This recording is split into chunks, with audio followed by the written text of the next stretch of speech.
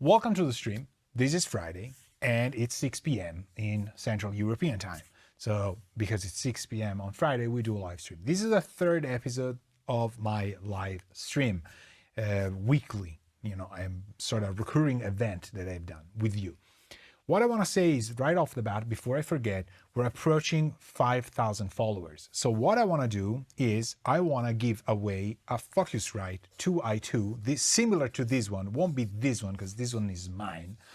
And it will be a fourth generation Focusrite audio card 2i2, which I absolutely love. I'm partial to Focusrite because their stuff has been workhorses material for years for me, and it's just nice. So this thing will be given, actually a new one, for the fourth generation, because again, this one is mine. You can't have this one. Will be given away to one person among my 5,000 subscribers when I hit the 5,000 subscribers. So the next stream day, for example, the Friday in which things will happen, I will run a legit raffle, because there's things on the internet that allow you to do that, and we'll pick one winner for it, and I'll send that audio card to the winner. Now the beautiful thing about this is that at the present time, you can laugh about it, it's fun. Focusrite doesn't know that I'm gonna do this, and so I'm getting you an audio card. It doesn't matter how, when, you're gonna get your 2i2 by Focusrite Scarlett, and it's gonna get to you. All right.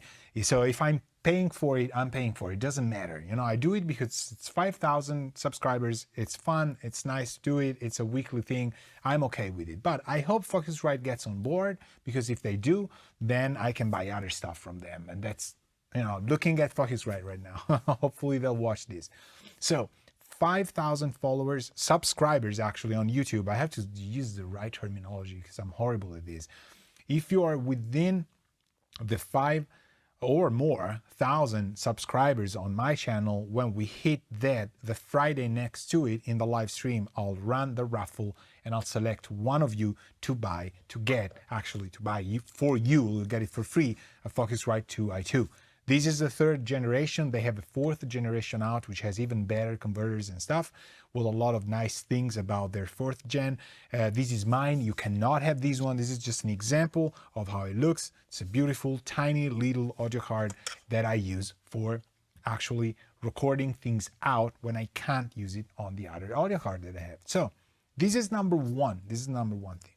The second thing we're going to do is that today we're going to work on drum mixing. So as the title says, this is drum mixing workshop.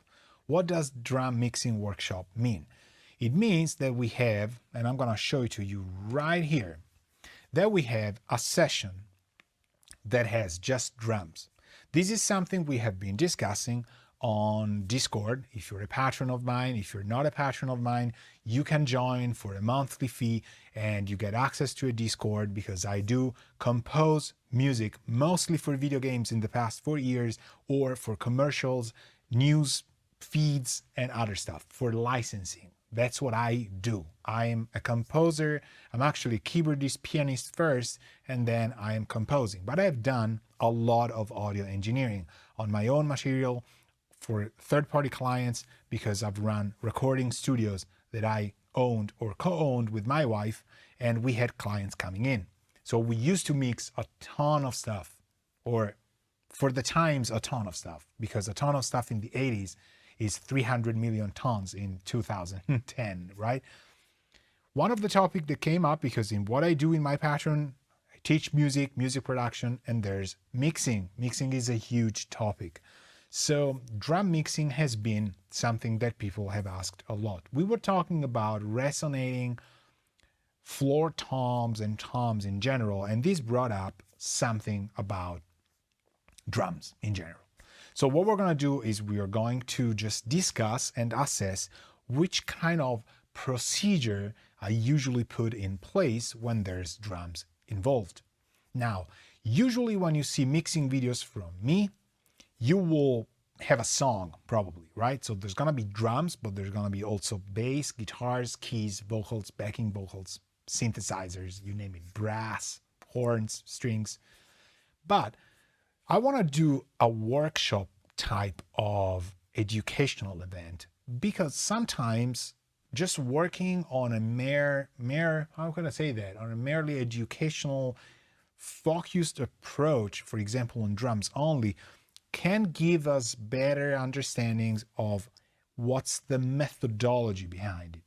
So what I cannot do today is show you how these drums would sound in the context of the song because I have no context. There's no song. There's just drums that I've taken from one track that was suggested to me. You find the link from the artist in the description of this video.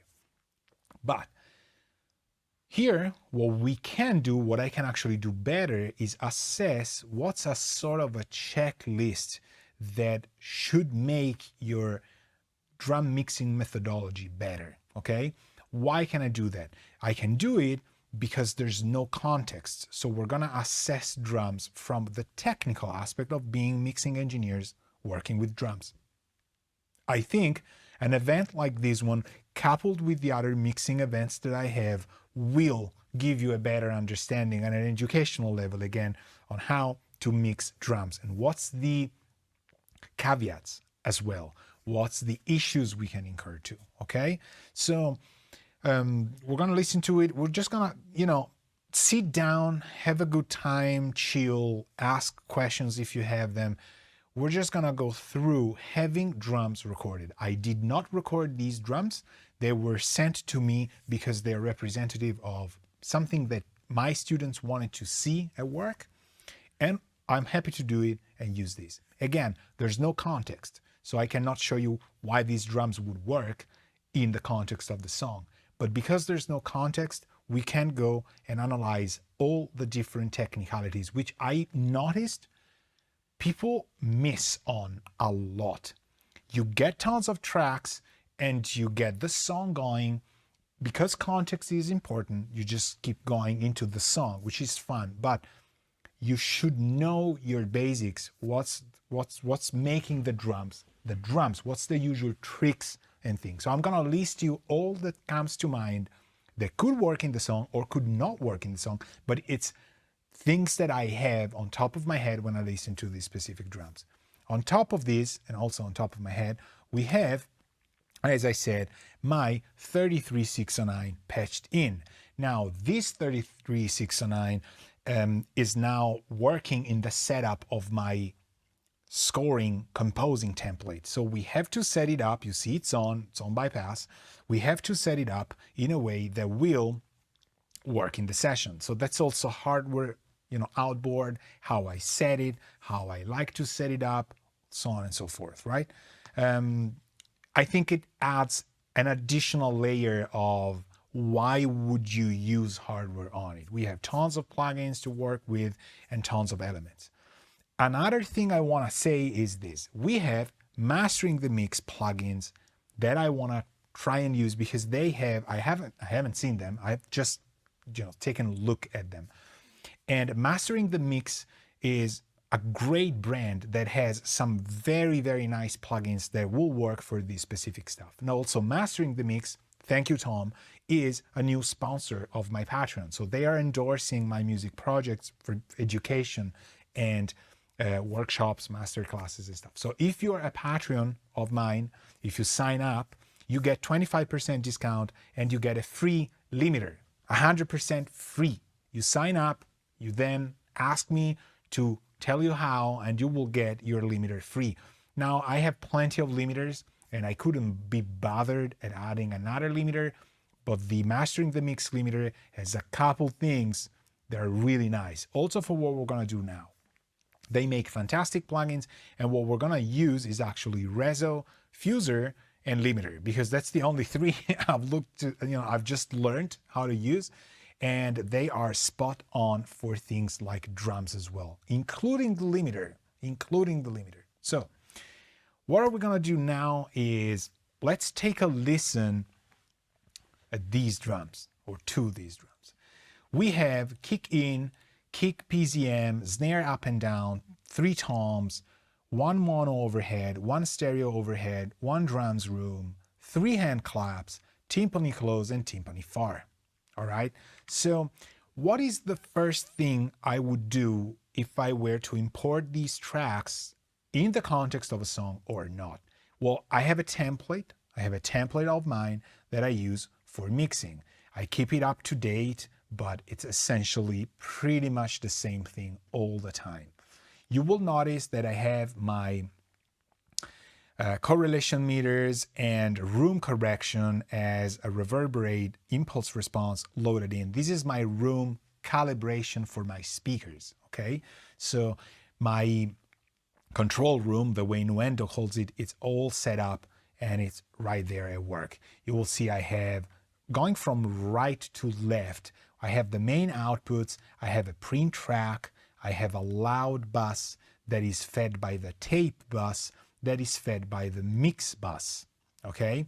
The mix bus gets all of these green tracks, all drums, all bass, all guitars, all acoustic guitars, keys, synths, lead vocals, backing vocals, effects. If you don't work that way, plenty of more power to you, okay? But the way I do it is that I have instruments going to buses, the groups, and these buses, which are auxes used to funnel tracks, then go to a main mix bus. My main mix bus goes to a main tape bus, and the tape bus goes to the loud bus. That's how I do it. It's just 3 buses, one in the other. You might ask, why don't you use just one? I don't want to have 300 million plugins on one bus. I just want to split it on 3. I don't know. I've done it that way. It's the MTL, mix, tape, loud. That's how I've called it. The loud goes to print.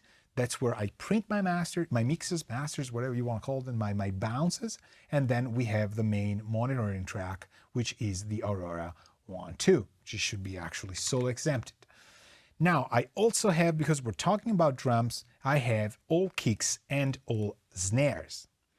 These 2 tracks are gathering all of the kicks and all of the snares. This that I'm telling you is all from my template, okay?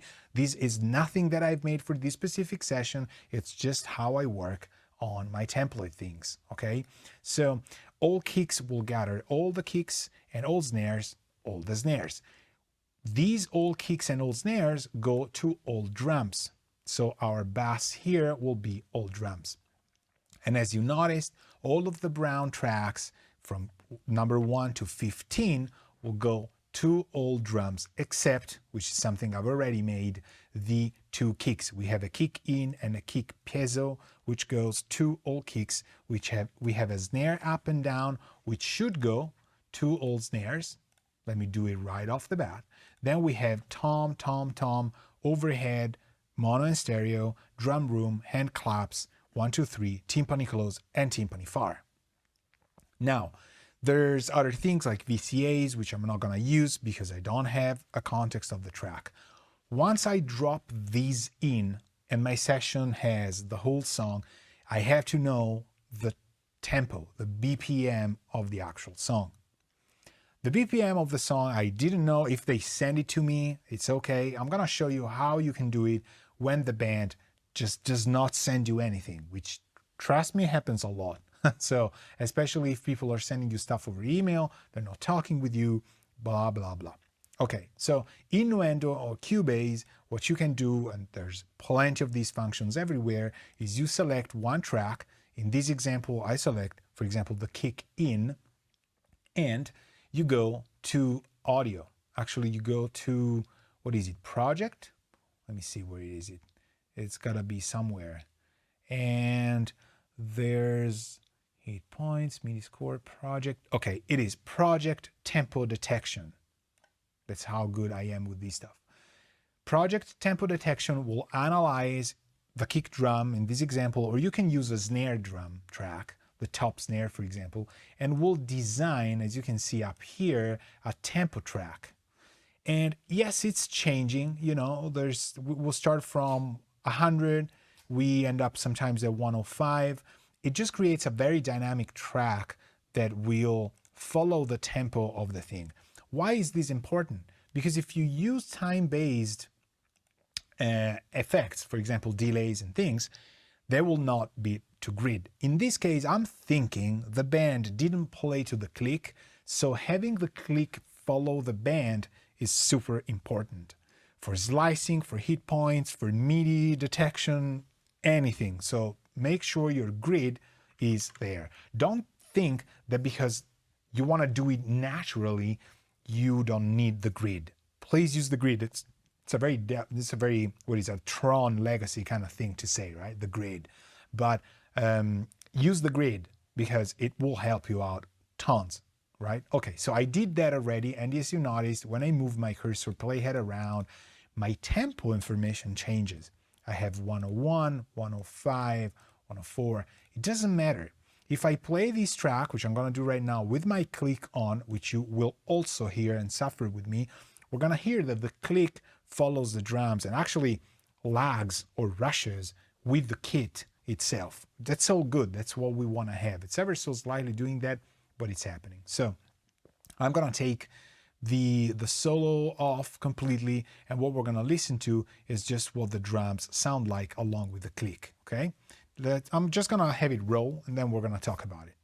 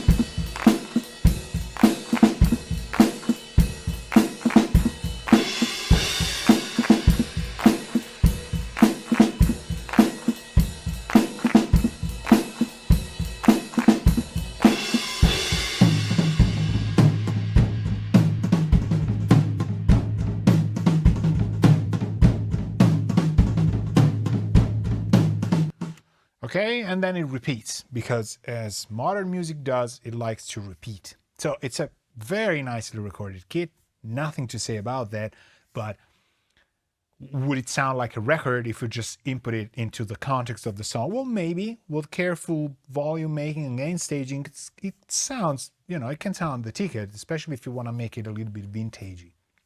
But here, the purpose of our workshop is not to mix it into the song. It's drum mixing. It's just about what would it entail to mix these drums, okay? So you listen to them after you've imported them and you had your drum map done. This is done. If I engage my clicks and things, which actually we had, but it was very low compared to it, we'll hear that the click is going regardless with, the rushing or dragging of the kit itself. That's perfect. You can have a band record not to the click and still click it down by having your grid play on their stuff rather than having them play on the click. So it happens a lot, right? Now, the tracks are there, the routing is done. What's the next thing I would do? Well, it's naming the tracks. So I've made a group here that I would call drums for sure. That's a folder. That's nice. That's Cubase stuff, but there's also plenty of those that have folders, right? Absolutely. So what I would do is I would take those numbers away, unless I had a desk with numbers on the thing. I would just go kick in, right? Tab, kick, PZM, whatever that was. Snare top, snare bottom. Then I would go RT1, RT2, RT3, which could be the floor, right? But we have to listen to it.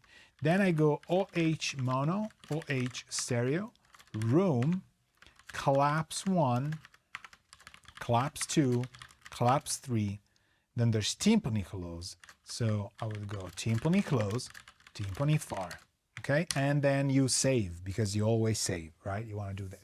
So that's a much cleaner way of doing it. You can also do KD, SDT, SDB, whatever. Now the question I have is that rock tom a floor? So we solo it, we listen to it.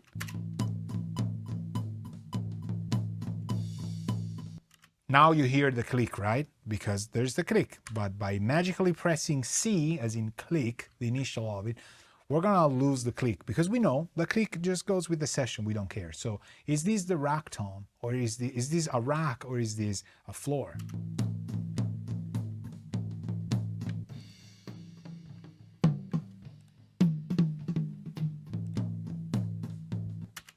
I would say it's a floor, or I don't care, I'll call it floor.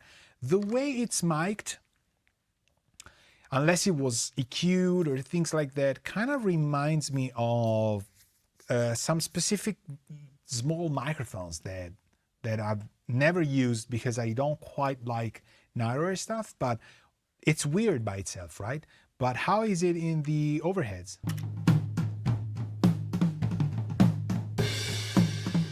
So we hear how it is, and that's actually the next thing I would do. Overhead stereo. Where are we placed on the overhead? Where is my tom compared to a hi-hat or a first crash, things like that? Usually the floor tom will give you the perspective that they track the overheads on.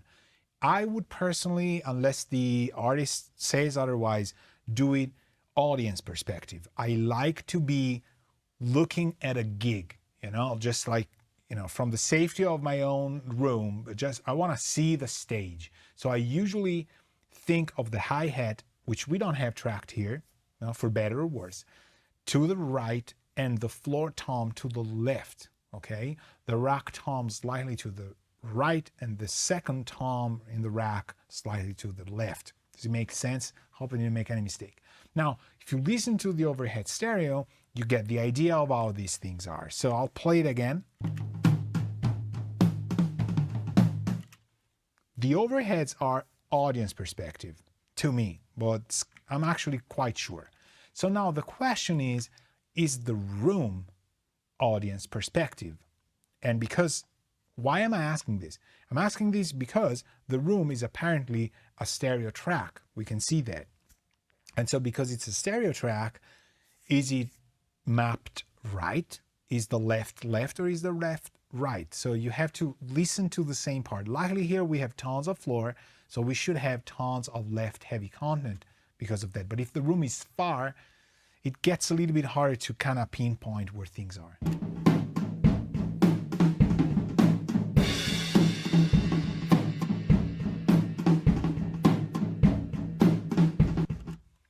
It sounds okay to me. I think the mics don't sound, well, it could be two things. It could be that the room's very far, but it doesn't quite sound that far. It sounds pretty far, but not as far as having these things closed so much. So I'm thinking that the stereo microphones were a little bit, was either an XY far out or an AB kind of close together, okay? I don't know, but it sounds to me as if overhead stereo and room are working together. It's not really that far, but to be sure, I'm gonna drag the overheads ever so slightly up to meet with the room. And this will give us kind of an idea. If we wanna split things around, we'll flip it. I think it's okay, it kind of feels right. Or it's not that big of a deal because there's actually a crash hit after a while. Let me figure out that crash hit. That should be right heavy.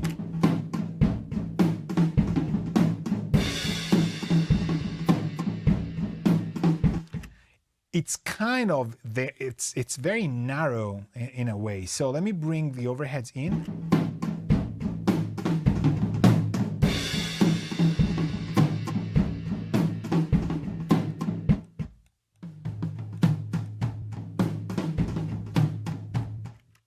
Okay, I think they're fine pan-wise. But this brings us to the next state, the next step, right, in the checklist. I don't really have a checklist, but it kind of feels like. Is the kit room dependent or room biased or overhead biased? Overhead biased. What do I mean by that? Have you noticed how, in this specific case, which happened to me a lot, adding the overheads on the room or vice versa, adding the room to the overheads doesn't really feel like you're adding a lot, right?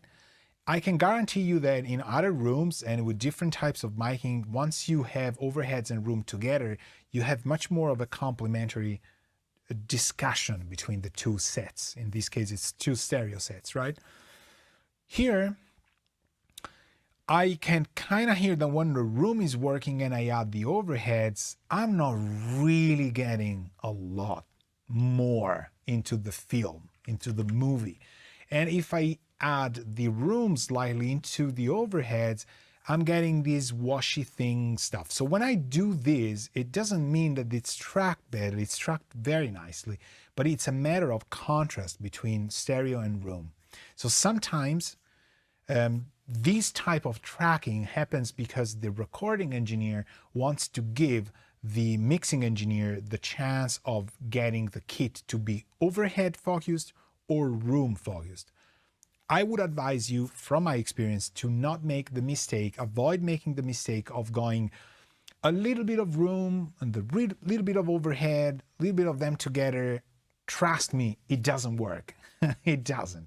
Unless you have a room that is significantly different from the overheads. So this is important right now. With the context of the song, is the kit needed in terms of stereo field? Does the kit need to be very wide open and does it have to embrace the whole song, the whole mix? Oftentimes, in my opinion, unless it's a very technical part, like a project or like a rock fusion kind of thing where you want to have all the detail of the playing and it's kind of trio or quartet, power guitar, very technical stuff, and you want to have all those details, I like the drums to be centered down, a little bit closer together, so the room works better. Now, I'm thinking this is kind of a vintage sounding recording, a little bit, wants to be in those 60s, 70s kind of vibe. So to me, such a detailed work in the overheads doesn't quite cut it. I don't know, it doesn't. So I would lean, why did I say kneel? Lean towards the room-driven drums. You're taking a very important decision, which you cannot take right now with just drums, but please do take that decision by contrasting against bass guitars, keys, vocals. How does it feel, right? Other times the recording engineer cannot really get the room to be that different. But here, because they have mono, stereo, room, it sounds to me like they said, look, we're gonna give you tons of things, work with the band, because I've done it a lot. When you're working with third-party artists or labels, and you're not gonna mix the record, you wanna give the client the sense, the feeling of having hired a facility. So it's like the company, the studio provides you with tons of things because then you can work with them. You don't really have a vision going on, so that's important. I wanna listen to the overhead mono just because.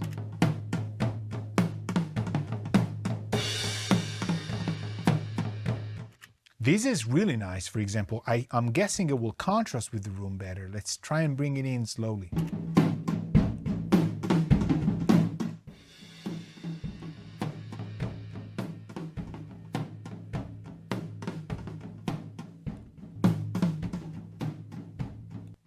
Much better, in my opinion. Now you might say, well, we're losing the 3D-ness, the left to right beautiful sounding stage that the overheads in stereo provide. Well, there's direct sounding mics, rack tom 1, 2, and floor tom, that we can pan around to get that room to be a little bit wider somehow, okay? So we don't really need to rely on it. Now, if you really want to make it vintage, you have tons of mics that are unnecessary, right? So it depends on how vintage you want to do it, because if you want to do a Beatles thing, there's way too many microphones in feeling composed to what, in contrast to what you're getting. So again, I don't know where the song wants to go, but that kind of talks to me a little bit more in terms of vibe that the song wanted to have. Now, we decided on it. We have kind of an idea, but this would be my checklist thing. Now, how about another very important thing, which is levels? To me, looking at the levels, these drums are too loud to mix. Especially if I had drums with bass guitars, a typical band setup. I see the meters. Let's look at them again. See all those yellows, those purple. I have my colors completely weird, I know. Sorry about that.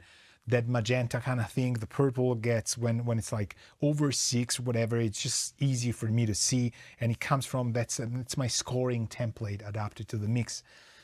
It's too loud. So what I would do is I would enter the mixer and I would trim. That's how you say it. You trim the drums. I would instinctively just say, go -6 on everything. And I would just play the drums again and see where I am with the actual color of the meter. Really, like it's a color thing.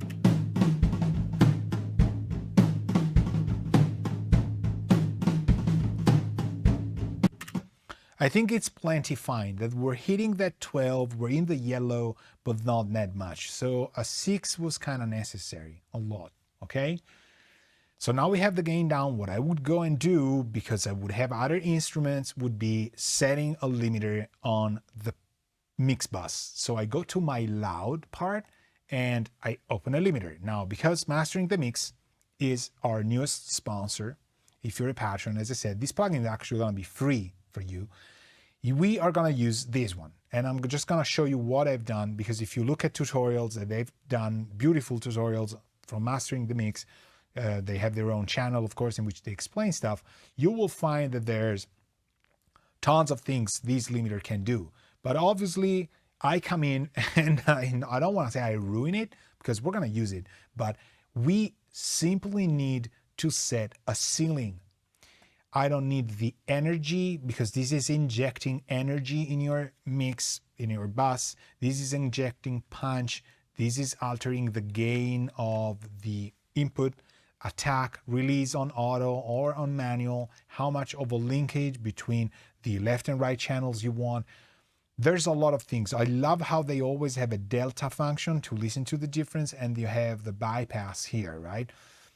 There's all sorts of different preferences. You got the A/B, you can analyze a mix and know where you want to go. It will tell you which kind of target you should hit for your specific delivery system. So for example, if I want to go, I don't know, Spotify, right? Where is it? Spotify, here. Or not Spotify Loud. See how this thing says where the LUFS should kind of be. It should be from 12-ish to 9 or maybe 40-ish, I don't know, because I think they kind of changed Spotify Loud. How about that? It shifted ever so slightly there, right? So you would want to have your final target in here, and you would see what's the dynamic range of it, what's the dB true peak. It does tons of things, but we're not using it for that reason. I'm going to keep it on all round. I'm not even analyzing anything. What I want to have is that I want to have a ceiling here that is either minus 0.2, want to prevent peaks, or minus 1.0, which is the sort of kind of digital distribution system. You would not want to be louder than minus 1 dB true peak, because the true peaks that get after the minus 1 might distort once they are encoded to lossy codecs or resolutions. So when you have a lossy platform like MP3, AAC, all that stuff, or OGG, all those formats. M4A uses AAC.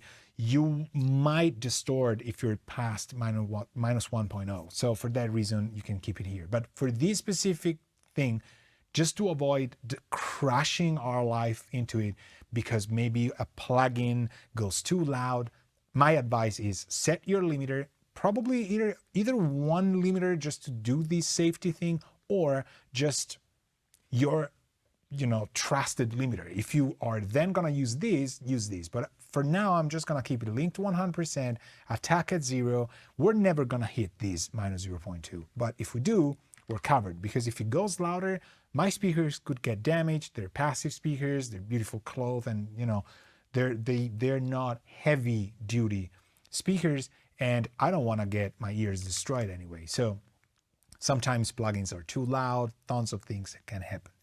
What's the next step? My next step would be to probably set markers, which I will not do because I'm a markerless person live on stream. So we're not going to do that. But get your markers together, the intros, the verses, the choruses. Do it because the band refers to stuff because they've been playing and composing these for years sometimes, or months. So when they say second chorus or second bridge or middle eight, you might be surprised. You think a middle eight is clearly a part of a song. They might be referring to a part that is slightly after or before, or they think the second verse is actually a bridge at the end. So use the markers that the band wants you to recall, because when they're gonna say second chorus,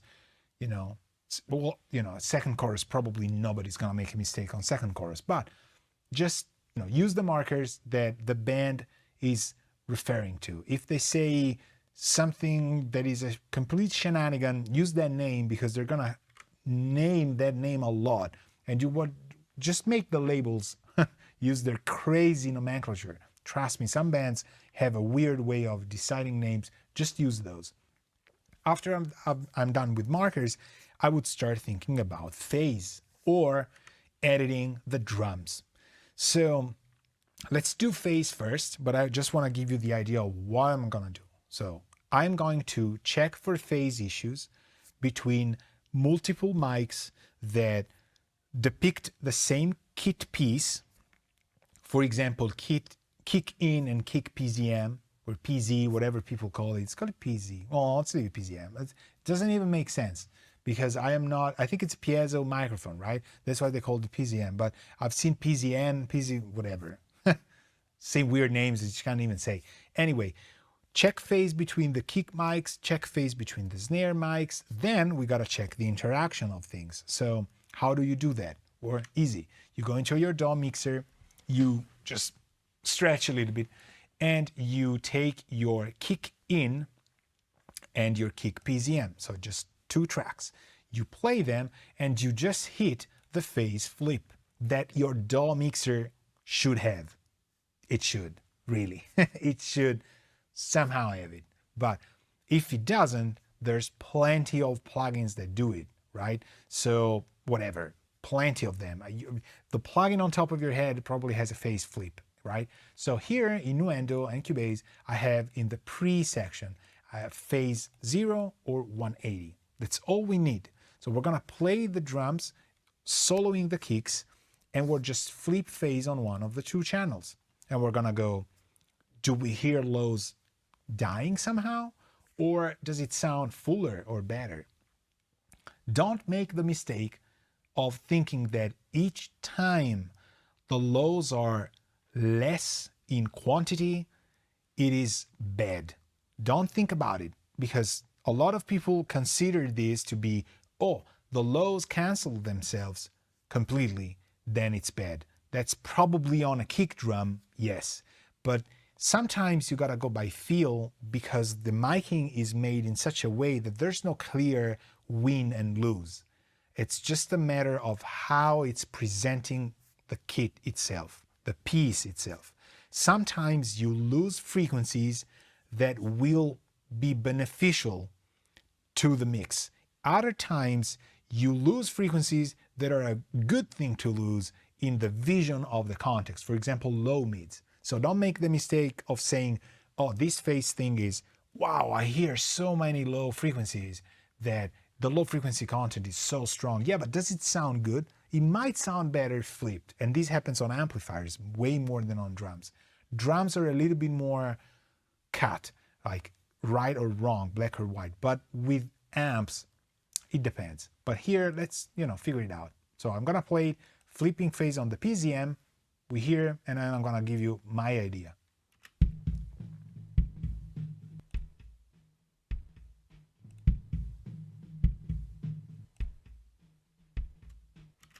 Okay, this is this is the perfect example. Do you need to go to the restroom? Do you need to take a break or something? Stretch, go refill your glass of water. This is awesome. I wasn't thinking this would happen. So if I flip phase, we got a kick drum sound that is, how many times have you heard that? Personally, tons. It's more hard rock, more modern, I don't know, even new metal kind of thing. It's clicky, it's scooped, but it's not a bad kick drum sound. You could use that as your kickstart. Actually, kickstart, that's a good thing. It's actually a Kickstarter. Anyway, doesn't matter. Bass drum starter, whatever, right? I don't personally think that's what the kit would want, but that's a perfect example. I'm gonna try that again. I'm gonna flip it. It's not so easy to say, oh, that's clearly wrong. I think it is because of the context of where the kit wants to go, but hear it out again.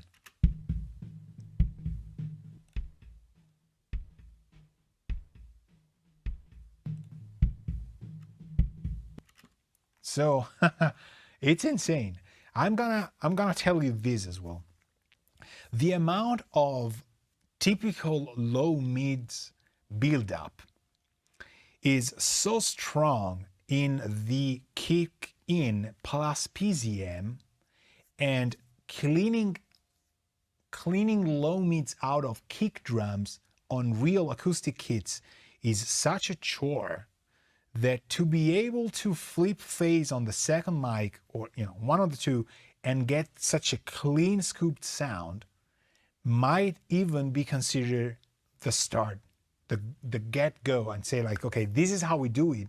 And then we take the low mids from the overhead, the mono overhead, or the room mic, or maybe from the snares. We don't know how the bleed is working right now. So I guarantee you that it's by all means not a wrong sound. And it's such an important thing for just a click, because when you're doing it on yourself, when I do it, it's so fast. But this is kind of good. So for now, I will probably just not do it. Let's hear the whole kit with just this flip. Let me just go snare, top and bottom. They're not playing. A little bit of kits. Let me go a little bit, just take stuff out. We don't need to have everything. A little bit of the overhead, a little bit of the room, and then I'm gonna flip phase on the second mic because maybe it sounds good.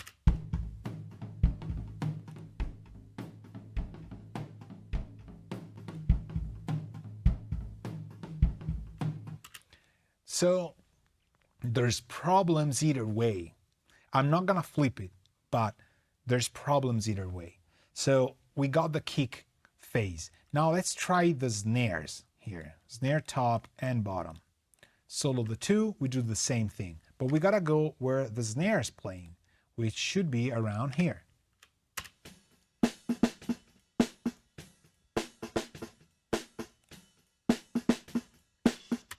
Okay, this is a more clear example, like black and white.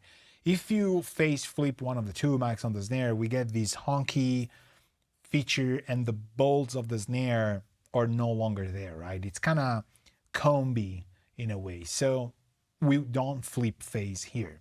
Now remember, my two kicks and two snares go to all kicks and all snares.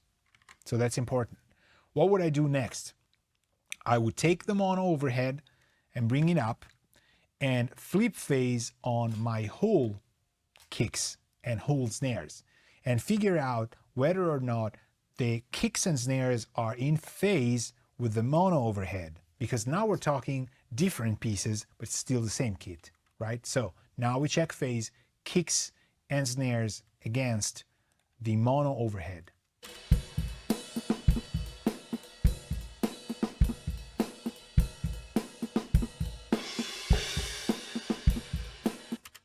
I personally like it better flipped.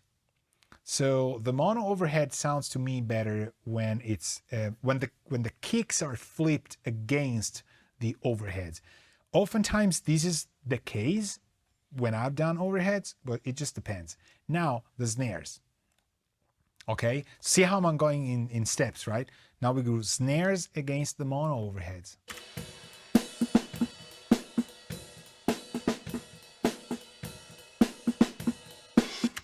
Now here, it's the opposite.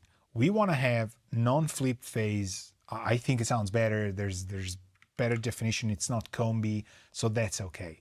So now we have the mono overhead with the kicks and snares. Let's listen to them.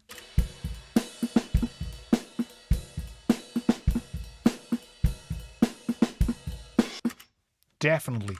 Actually, the mids, the low mids are cleaning themselves out with the mono overhead. Why did I do the mono overhead first? Because in my opinion, the mono overhead is kind of easier, or I would say there's a good chance I want to use the mono overhead. So it's higher priority in terms of the kit mics, right? Not the direct mics.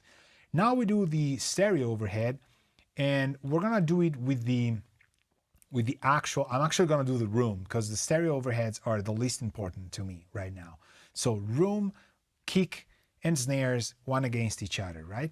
And we keep the flip and we see where we are. We know we're good flipped with the mono overheads. How about the stereo overheads?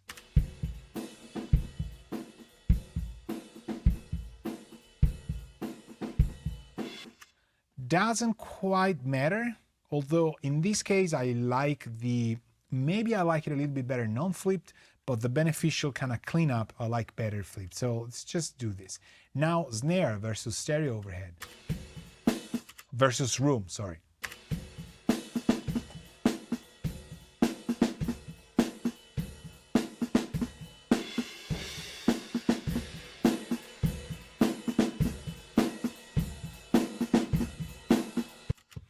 I don't know, I would probably kind of flip the room in this case because we kind of liked it better. Let me hear kicks and snares with the room and just flip the room.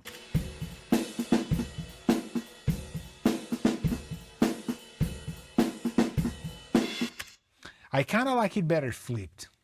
So now we do mono overhead and room, which should happen to work because, you know, we used the kicks and snares as pivot.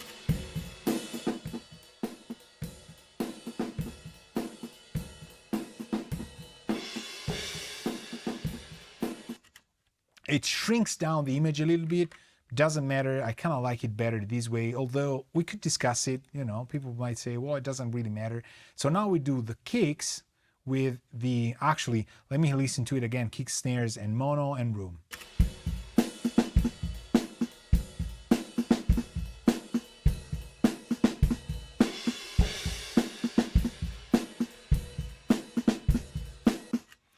Okay, so with the room flipped, the kick becomes a lot cleaner and a little bit more, like you can pinpoint the kick better in the spectrum, the frequency spectrum.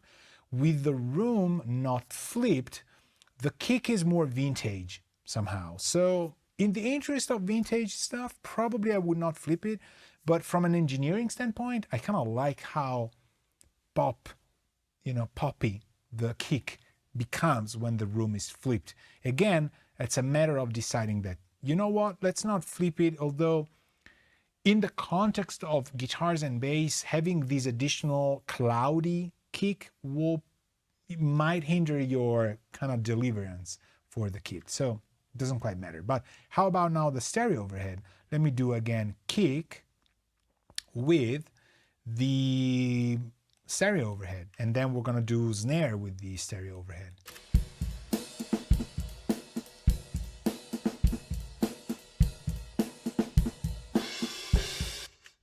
Definitely not, because I don't want to flip it. If I flip it, I hear kind of a nose in the kick.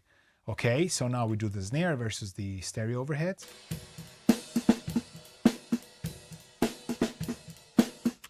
And these, again, they're in phase the way they are, so we don't need to do that. So now we have basically this kind of flip that happened only on the kicks versus the overheads themselves. Now we would have the toms. So how do we do the toms? The toms, it depends where they're playing. But here comes one of the first questions that I had on Discord. How do you mix a very tom heavy song? Where now we gotta decide the floor itself, keep it centered, don't move it yet in the pan. Does it work when it's playing against a piece that is playing? So is it being played on the snare or is it being played on the kick? Let's translate this. Okay, here it's not playing, but before it does, right? You see where the meters go up? They go up when the kick goes up, also because there's no snare part in here. So now you know what we have to do. The question is the floor tom in phase with the kicks? So we played and we flip phase on the floor tom.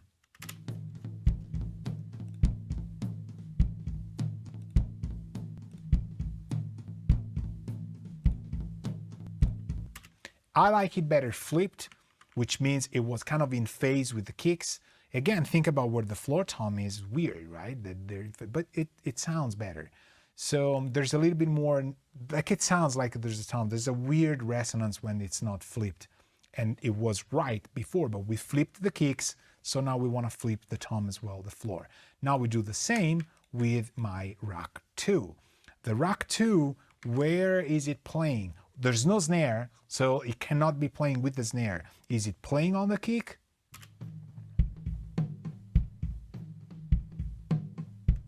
It's actually not playing with that, but maybe it's playing on the tom. Just look at the faders, how they go up. Yes, so I would say it's more of a floor versus tom 2.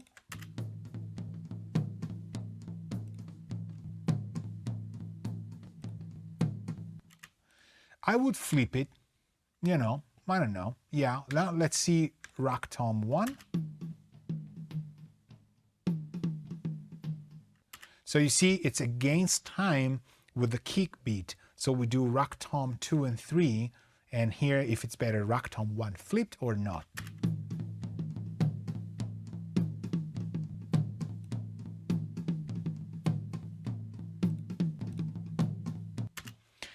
It doesn't quite matter. I don't know. Maybe it's 90 degrees in phase or something, but I will flip it just because we have the whole kit flip, but it wouldn't probably matter that much. Let me try with kicks. The snare is not playing, so I'm keeping it muted, and let's redo it again by flipping.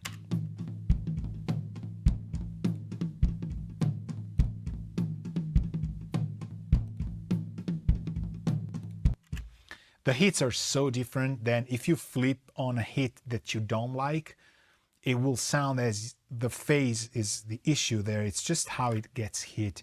Doesn't quite matter. But now is the rack section against the overhead mono in phase or not.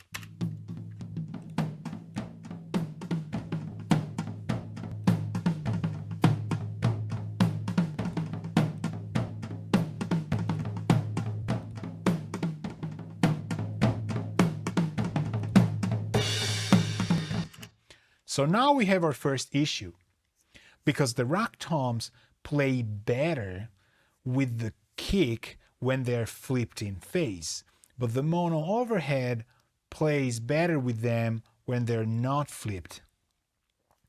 So how do we solve this? Well, because I think these toms will be primarily highs and lows, I would go with something that goes with the kick because they're playing with the kick. And so I want that low registry to be prominent, to be stable, reliable. I will not use a lot of mid frequencies that the overheads will actually provide. So I would rather have the toms, especially the floor, compatible with the kick drum rather than with the mono overheads. But as you notice, like maybe the distance or something is done differently, and for some reason it sounds better that way. What I try and do when I track drums to avoid this issue is to have as much as a 90 degrees angle as I can with the overheads and with the toms.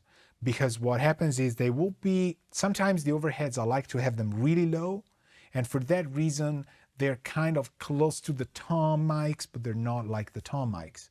For that reason I like to have these 90-degree angle on the tom so I get a lot of skin, but I'm always somehow compatible with the overhead. So we'll keep it this way because I kind of like it that way. How about the stereo overhead?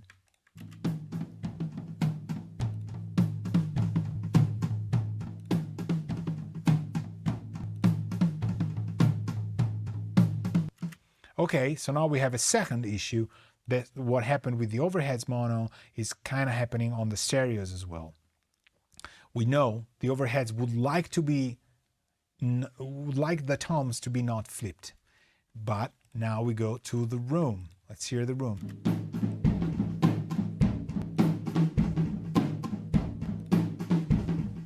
This one doesn't matter that much because the room's that far away. So make a mental note of it. The toms would like to be flipped against the kick, but would not like to be flipped against the overheads. So it depends on which frequencies are getting emphasized or not. Do the toms need to be supportive of the low frequency content? Then you need to make them coherent with the kick. Are you going to cut the toms in terms of what they contribute to for the low frequencies because you just want to have them sparkling high? Then maybe you can work them out in a way that is more representative of the overheads. Or are you gonna cut the overheads to let the kick be cleaner? At that point, the overheads don't really need to be in phase with the toms in terms of low frequencies because they will lose those lows, right? So it's about your vision. There's no right or wrong here, and that's why I like not to have context, because we're doing drum mixing in terms of how things are working. So we're there. Well, there's the claps, there's the timpani far and close, which we should kind of address here when they're playing. Let's do it here very quickly. So rock tom, floor tom, and let's go with the timpani close. Okay, let's flip it.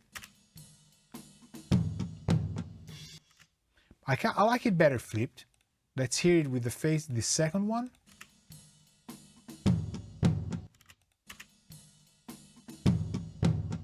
Yeah, definitely flipped. So we flip the rock toms, we flip the timpani far, whatever these are. Now it's about cleaning the drums. I think we got the kicks in, we got the snares, I don't think the toms are playing when the snare's playing. So what I would do now is I would clean the drums. And this is kind of what people say, like, well, that's what the assistants do, so on and so forth, blah, blah, blah. So what we're gonna do is we're gonna zoom in on what is playing and what is not playing. Yes, you could use a gate. Yes, you could do expander jobs or those things, but I will do it by editing. You might ask, well, if it's a vintage thing, why are you cutting all these bleeding parts? There's a lot of tracks playing already. Rack 2, floor, overhead stereo, room, kick in, kick PZM. Do you really need the snare top and bottoms? To me, no. So what you could do is you take these, and you cut them. And I'm gonna do it. So here and here, and then you go here and mute these folks here. Then you do the same thing here. You go cut here, you cut these things, and I'm gonna show you why you probably, let me see, don't wanna cut these sharp. Well, no, okay, that's fine. Then we do this section here. You could do it in section or not, it depends, doesn't quite matter. Who am I not cutting here? Well, we have everything. Look at this part, okay. So this is again a part where the snares are not playing. So we cut this as well. Here, you can do it symmetrically or not, depending on sections, depending on whatever you want to do. You can do fades afterwards. You hear with 3 and 7, boom, boom, boom. These guys go away here. You scroll to the right. You go here, here, and here. It doesn't need to be extremely precise, but I still want them out. And that's the edits you could do. You see how once the toms are getting in, I am not cutting the rack tom 2 right before it starts. When the toms are in, the toms are in. It's a section thing. I would rather do it in section work rather than in, you know, some other way. Look at this here, and then maybe here I will do it here, and then here I will close it here, and you can erase it if you want. See here, 3 again, this part, 1, 2, 3, boom. When the snare is not playing, we're not doing anything. This part, we also let it ring out because we're probably gonna use reverb. This here doesn't quite matter. It seems very silent. Look at this part here, go. This away, all right. So then we go to the right. Here, this, here, cut, cut, cut. You can make groups so that once you do one cut, it cuts everything. That's up to you. See how boring I am? I keep doing it that way, scrolling here. These can be all the way down, cut. Let me zoom out. Let me look at what we've done. You see how we've taken out these things, right? We don't want to have the snares. Oh, I don't want to have the snares. I don't want to deal with bleeding from it because again, we have kick in. I'm going to just escalate things out, right? So we hear what we have. We have kick in and then I'm going to bring the other stuff.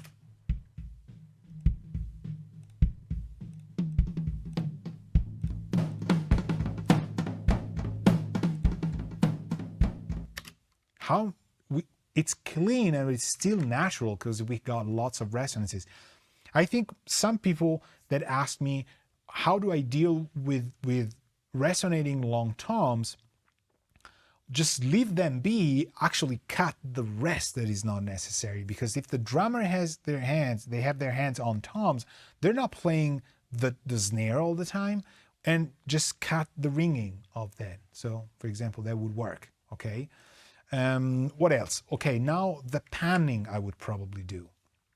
For this specific mix without context, I would probably do the rack tom fully to the right, the floor tom fully to the left, and the rack tom centered or just a little bit to the right. The reason for this is that once we, so you know, this is like, oh, you're doing LCR. Yes, I love LCR mixing unless we start getting into tiny details, but that's afterwards. Once I do that, I usually like to cut it clean.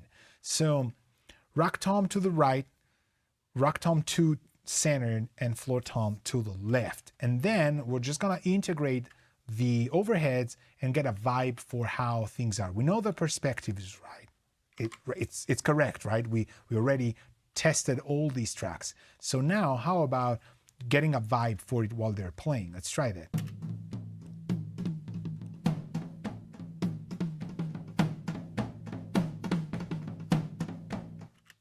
You hear how once you bring the overhead in, the extreme left-right is not really playing that much? I usually like to keep the imaging these open for the toms, okay?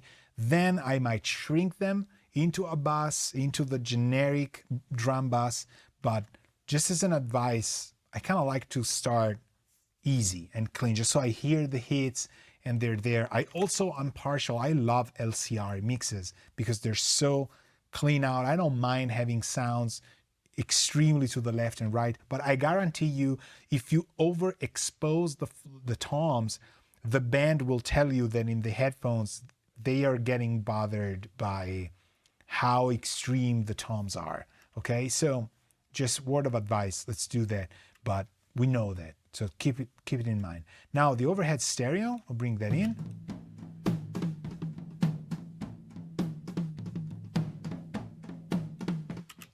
this is what I was saying. I don't quite like the overhead stereo being fully blasted stereo with the rack toms being fully blasted stereo. I think the mono overhead with the fully blasted stereo direct toms sounds much better. It's a much cleaner yet still vintagey somehow. Now let's bring the room in.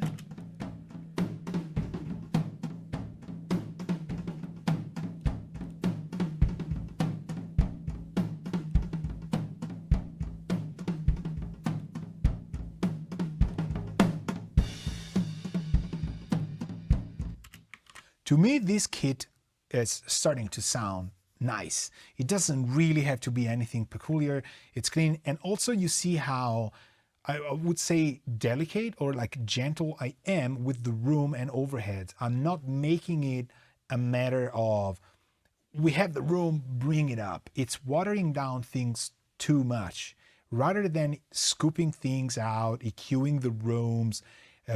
I've done that mistake. I've made that mistake. You take a channel strip and you start messing with the frequencies of the room.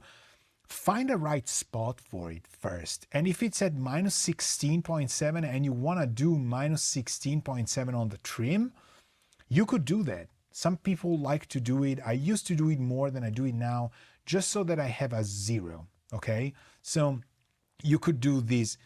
We know we have a minus 6 right off the bat here, right? So minus 6 and minus 16 is minus 22.7. So you can do this and dial in minus 22.7.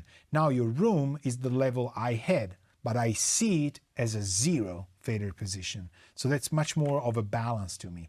Now the 6 and 7 does a minus 11, or actually minus 13.45, right? And we're gonna keep it that way, and then I go back to 0. Now my overhead and room are balanced to the vibe of the toms and kicks. And it's such a peace of mind because my faders are looking at 0, and I've learned these from very seasoned engineers that I would like to thank, because this is such a simple thing, but it helps you going forward. It's just a matter of vibe. I'm not going to use the stereo overheads. I think the toms are fine where they are. I'm probably going to try and trim them here. Let's see.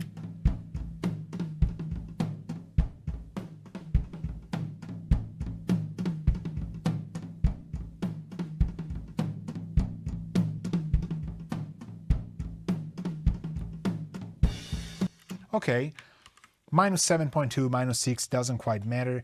I hear that rack tom really out there, so maybe we do one, just a single rack tom worth of trimming.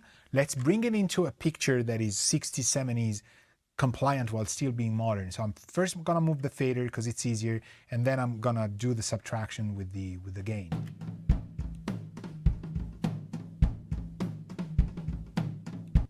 All right, minus 5.18 with a minus 6. That's a minus 11 and 18. Go back here. This is fine. Let's do the floor tom.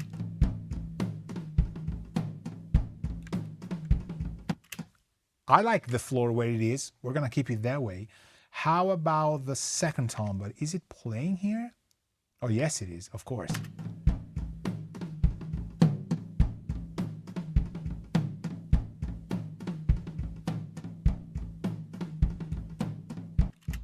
I think another 2 and 24 is kind of nice to not overexpose it. So this is minus 7.2. It should be what? Minus 9.4. You don't need to do it this precisely, but if it's a matter of just getting your balance right, it's cool, right? So we got the timpanis now, the final part. These are the things you will probably miss because they happen ever so slightly. Okay, I like these, and I'm gonna tell you what, I like them centered. Let's try and put them out there.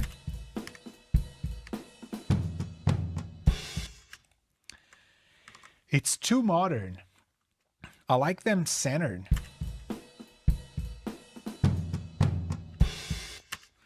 Again, it depends on the track. You gotta listen to what are the guitars doing, what's going on, right? We don't know what's going on here. So that's okay. Now we got Kicks, oh, the snare. Let's balance the snare against everything we had here. All right. So I'm gonna take snare top and bottom and I'm gonna bring it up and down.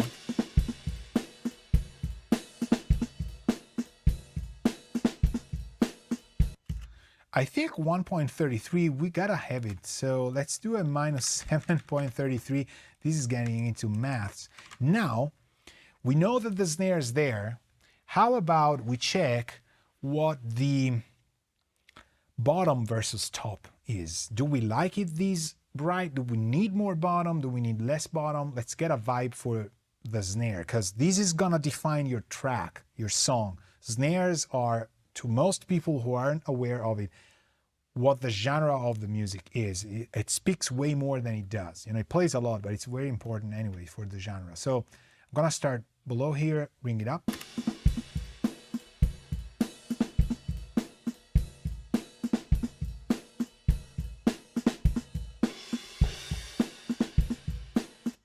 I kind of like it a little bit darker, to be honest. Let's try and move it now.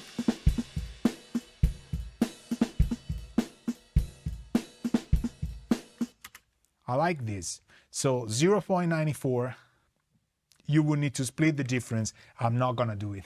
I'm gonna keep it there where they are with these little two things. However, have you noticed that I have not touched the all kicks and all snares? I wanna start clean with this. All kicks, all snares, nice stuff, we do it there. I keep it at 0, and then if I'm mixing and wanna move stuff around, I still have this additional layer.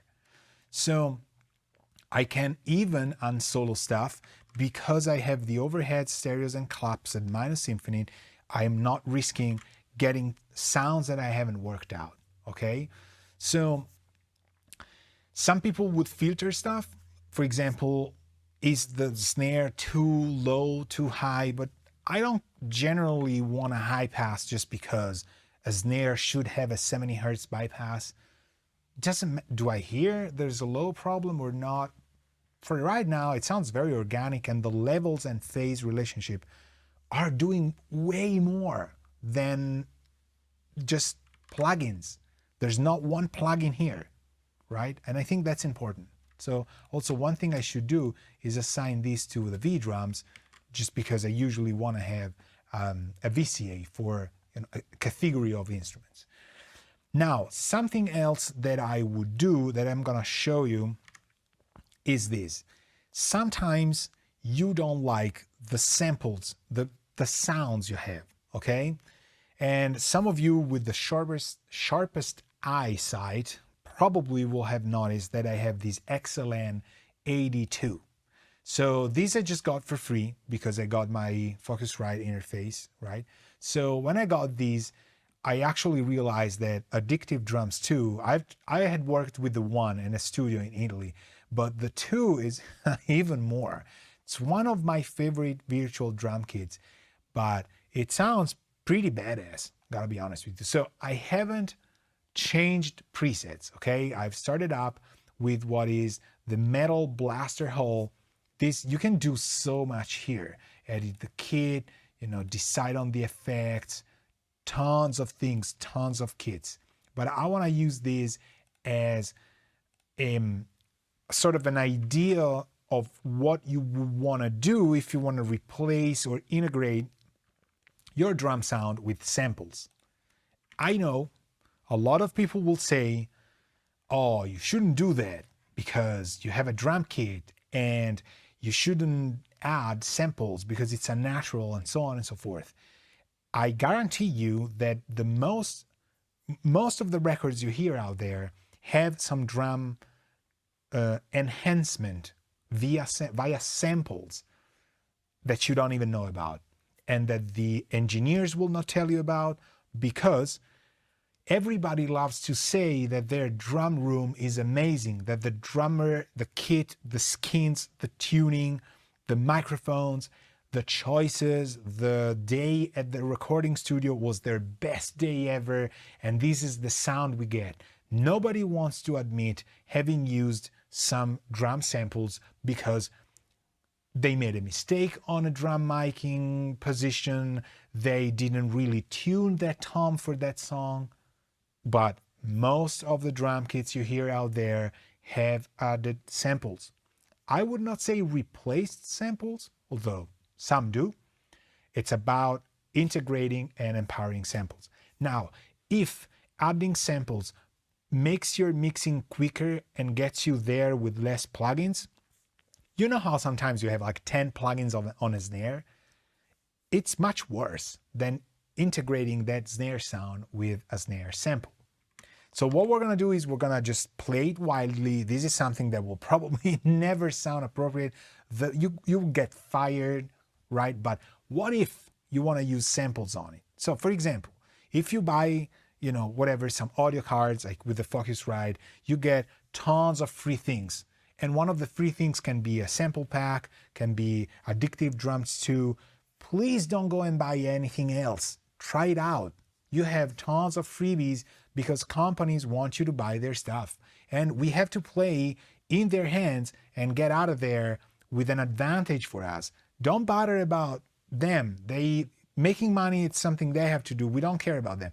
Make the best out of your money. And if it's a free thing, like Addictive Drums 2 was to me, try it out. Turns out, sounds better. But maybe it doesn't sound appropriate to the specific thing, but it's because the preset is made to be Metal Blaster Hall. If you just take the kit, take the effects down and work it out, this thing has fantastic sounds. It's Tamaster Classics and Pasty and Sabian. Actually, Sabian, when you track it, it's very bright, but usually, especially the HHX, no, the AAX are probably the one that were the brightest to me. But anyway, it doesn't matter. They sound good. You can replace kits. You have tons of options. And it's not about getting the best kit piece. It's about adding something to the drums you have that adds to the value, right? So let's try and do it for the kick. How do you get this audio kick to become MIDI for your XLN Addictive Drums 2 in Cubase Nuendo? Because in other, DAWs, you do it differently. It's very easy. What you do is you double click the track and you go to hit points. You handle your hit points. You see how I am adding the hit points. I lower the clamp factor on my waveform, and by the time I hit the kicks, but not the rest of the stuff, I have my kick hits done, right? So I like 20, I had 25%. It's okay, let's try 25. You can zoom out a lot, for example, in here, just to make sure you're getting all the kicks. And I am probably not getting all of them. No, it's right here. Oh, I am. Okay, so 25% works. The intensity we don't need, the maximum length, 20 milliseconds. You can do tons of stuff. I've worked with Beat Detective and Elastic Audio so long that I hate it and love it, but it works a lot. So you go to Create and you go MIDI Notes. And then you select what kind of MIDI notes you want. Now here, it can become your bane and pain because you can do so much. Trust me, you don't need different velocities, different pitches, anything like it. I do fixed velocity, 100 as a start, pitch C1 because that's my kick, and length I like a 16th of a note. Some people like an 8th note, let's do a 16th. We do new MIDI track or first selected track or project clipboard. I do new MIDI track, okay? So on the bottom here, MIDI 1 has created a MIDI track with all the kick hits. Now I'm gonna move it here below. Actually, I'm not gonna move it. Look at that. I'm gonna do something different. Erase the track I had. I'm gonna move it, what I had, to like right above XLN Addictive Drums, and I'm gonna call it kick sample or MIDI kick or whatever. I need to give this MIDI track the output of Addictive Drums because I wanna send this MIDI track to XLN Addictive Drums. Now we go back to the mixer. We're gonna solo Addictive Drums and we're gonna bring it up ever so slightly because it's probably gonna be super loud. You know what? Let me gain this thing at -12 right off the bat.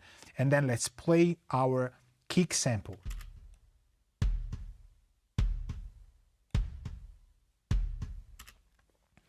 I know what you think. It sounds like a floor tom. Oh, okay. Yeah, it does sound like a floor tom. Now, how about the whole kit with our kick getting added?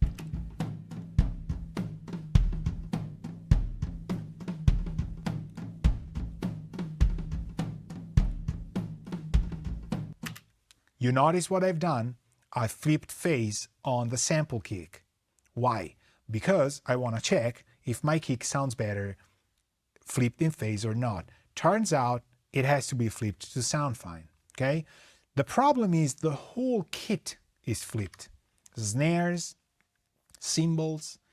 You could load another addictive drums to instance, but this will, use resources.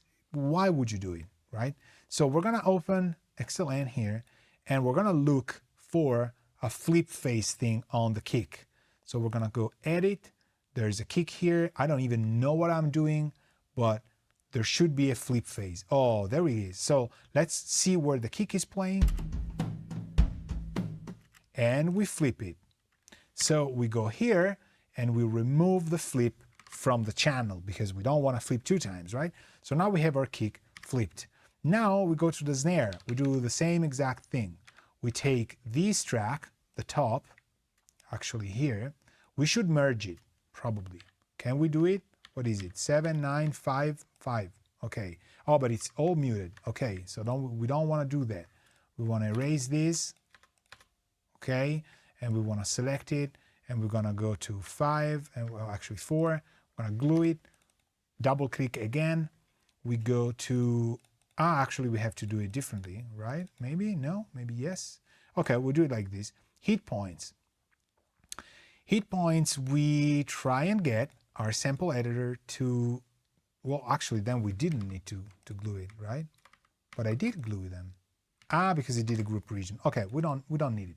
We go here, we check our snare, we solo it, we do the same thing. We go, let's make a loop, and then we go here and we go hit points.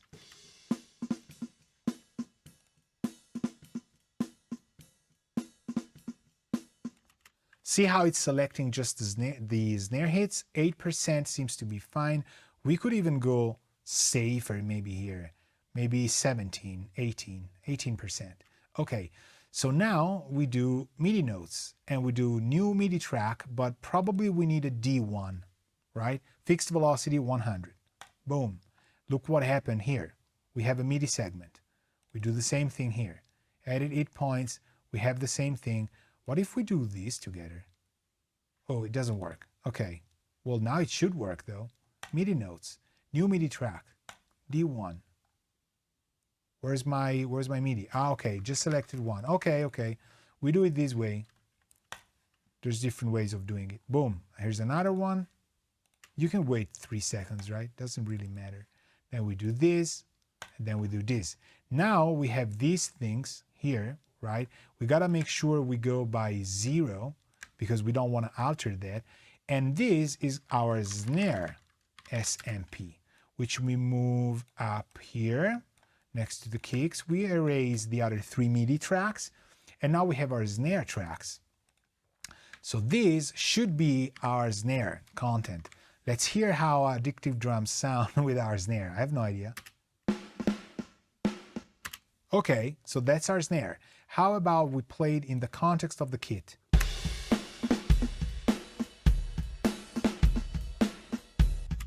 Okay, now what we have to do is check our phase flip. So we go to the second piece kit, which should be the snare here, and we manage to either flip it or not.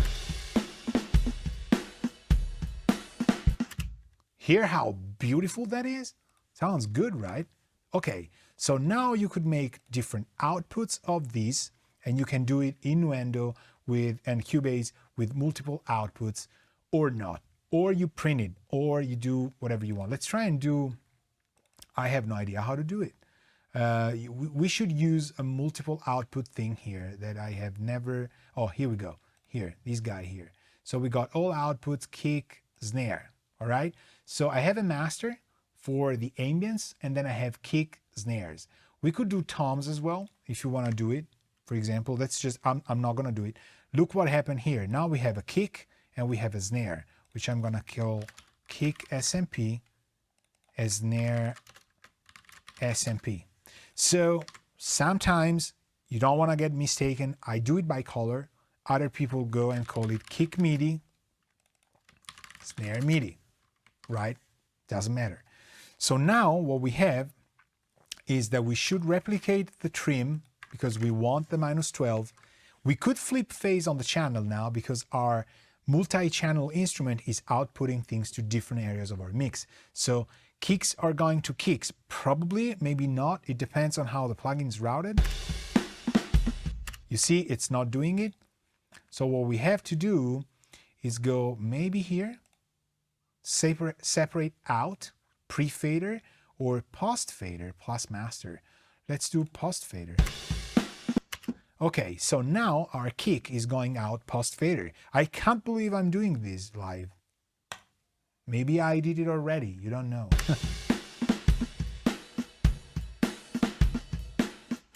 So look at this, just in terms of snare. This plugin that comes free of charge only has, if you buy an audio card by Focusrite, like I did, and I completely ignored head because I've used tons of other things and I have tons of wave samples. But this is nice. You can choose the piece, the response, the tone designer, volume envelope, cut frequencies, snare, buzz, top, bottom, noise, compression and distortion, EQ.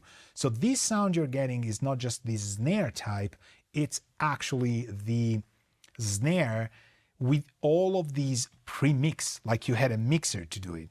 So maybe it's not what you want, maybe it's not the sound you want, or maybe it's so good because the mix preset is so right, okay? So let's try and make it cleaner. So what if you wanted to use it as a mere sample? You know, don't feel guilty because you're adding compression, distortion, EQs, response, tone designer to the sample. It's a sample. So just do what, if it works, right?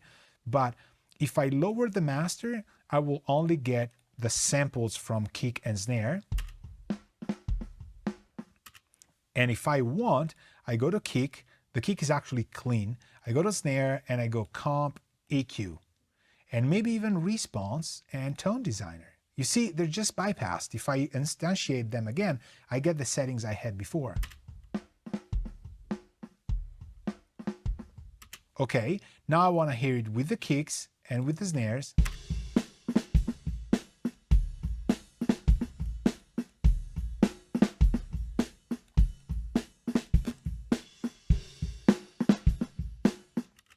You hear? They're actually not that far.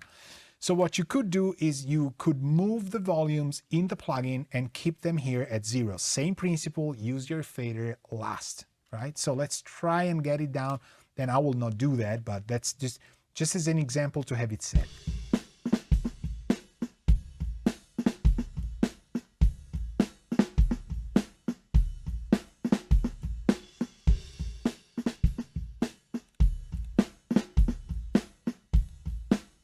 Okay, and now we can retouch it here, but we have a good starting level.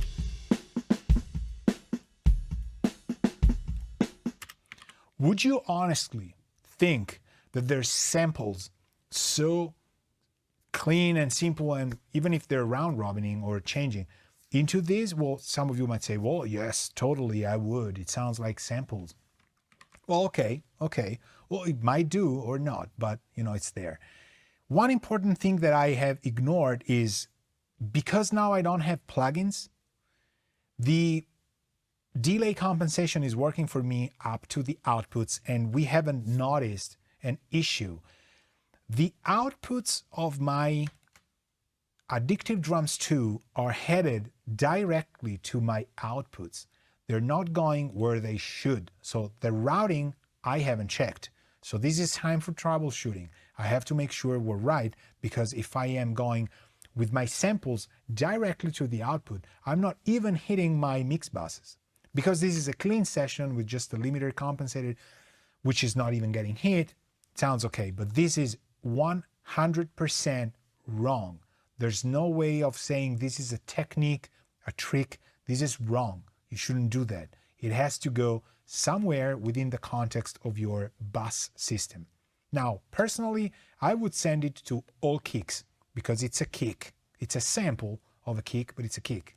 And this one I would send to all snares.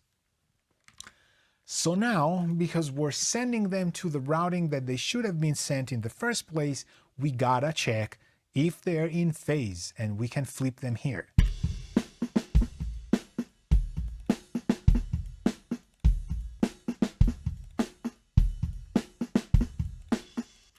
They are. So what we had before works right now as well. But remember that this is happening because my DAW is able to compensate the delay of the required routing timings correctly. So it was erroneously sending kicks and snare samples directly to my master output, but it had them wait until the rest was ready. If you have issues with delay compensation in your DAW, that by the time you move something back where it should be, your phase relationship might have changed because it's not exactly there. So give it a check. That's all good step-by-step stuff. So to summarize, we have the phase relationship, the levels, the names, the markers, which we didn't do, the BPM. We have the cuts when we didn't want a thing to resonate. We have levels and phase checked for kit instruments, for single mics, for multi-mics, for different pieces of a kit. We brought samples in, we still integrated them with phase relationships, volumes, we trimmed, we keep the faders back at 0. The adjustments of the faders are minimal, and we did everything by flipping phase on the pre-section of Nuendo or Cubase or your DAW, whatever you use, and we trimmed the input of our console, okay? We have 0 plugins.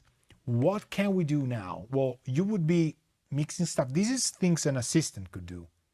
You know, if you know I like to work this way, this could be the starting point for my beginning of the session when I start mixing, okay? But some other things could be done.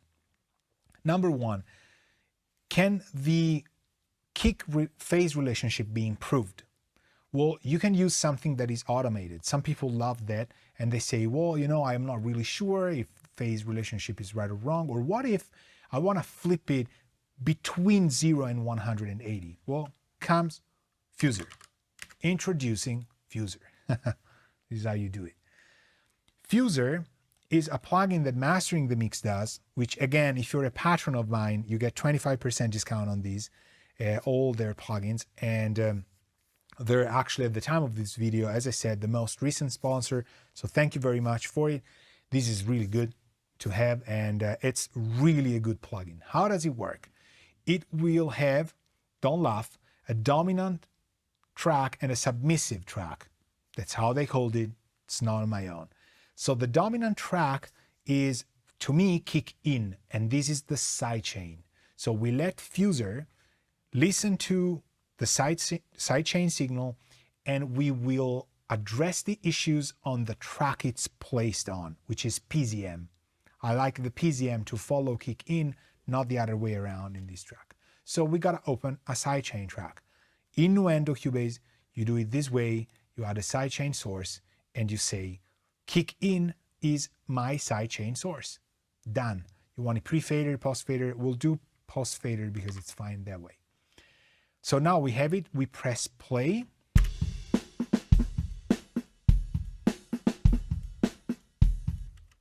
And it should work to resolve conflicts, but who knows? Maybe it's not working, right?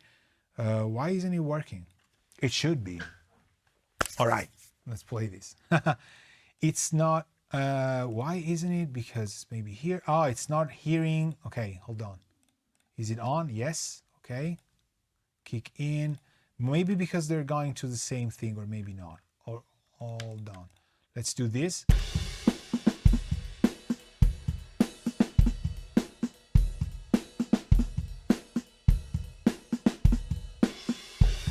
Okay, legit, it's the first time I'm opening this stuff. I just gave it a quick go with YouTube tutorials that they have, which are beautifully made, but I forgot. It needs some time to understand how things work.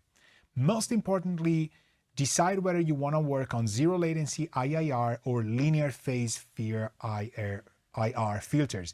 For kick drums, I would probably go FIR, So I'm gonna switch it now.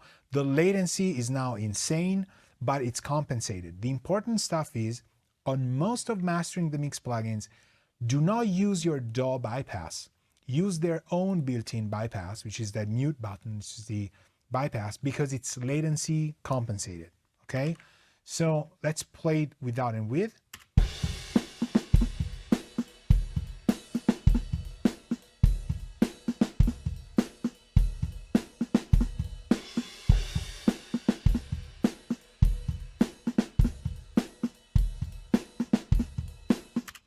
So what it did was it took the liberty of saying this secondary kick has information that is really contrasting with your kick in. So maybe you like the shades of gray, maybe you like the nuances and stuff, but look, these things are conflicts. So if you let me do it, I will remove the conflicts. And in fact, well, it sounds cleaner. You gotta admit that. I would have reached for a low mid scoop. Well, this did it for you as well. You can change tons of things, which I probably won't. One thing is you can also check 10 seconds of audio to analyze the phase rotation. So I'm gonna do that as well, actually.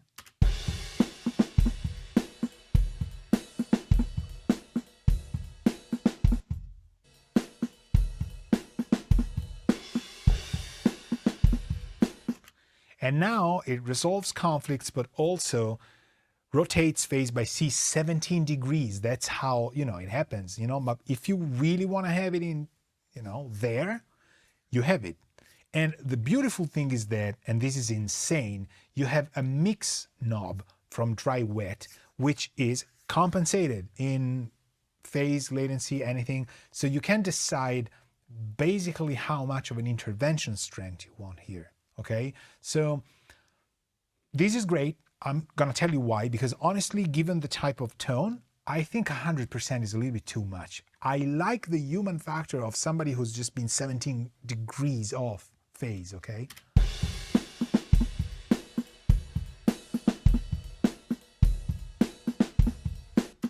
%50 sounds fine. Okay, we keep 50%. What we could do is we take the snare, the kick sample, and we do the same. But since we're not talking, do we want the kick sample? Do we not want it? Doesn't matter, okay? So you could do it with rack toms if you have top and bottoms. You can do tons of things, but you can do it with instruments that are not even in the same kit. Guitar and bass, kicks and bass, right? But here it was kind of called for because it's like, a different mic on the kick. And to me, it sounds better. So we do it that way. What else? Now it's time to kind of set the vibe for, I would probably go home after this.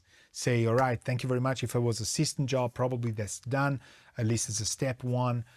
Go home, that's done. The next day you come in and you say, well, okay, fresh ears.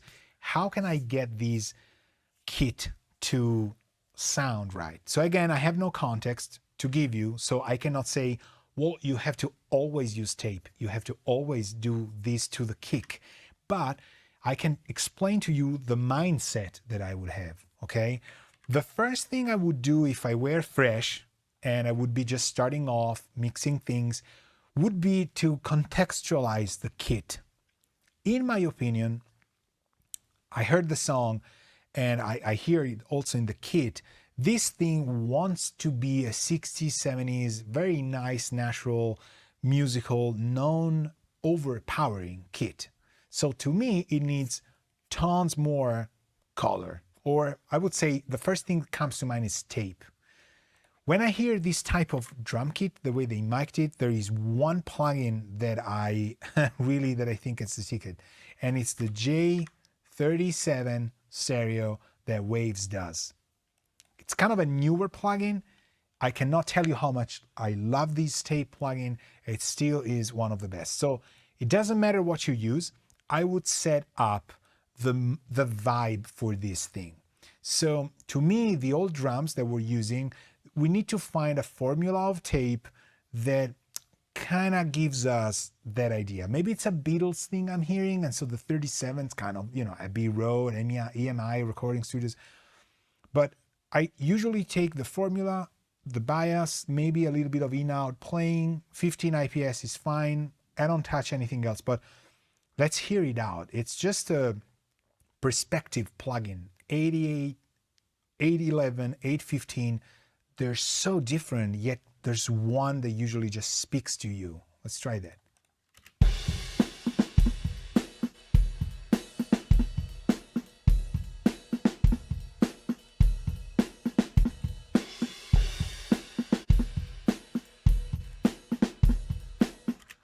To me, it's the 11 in this case, but in context could be different. I like the 15 as well. Maybe I'm tempted. Let's try 15 and change the bias.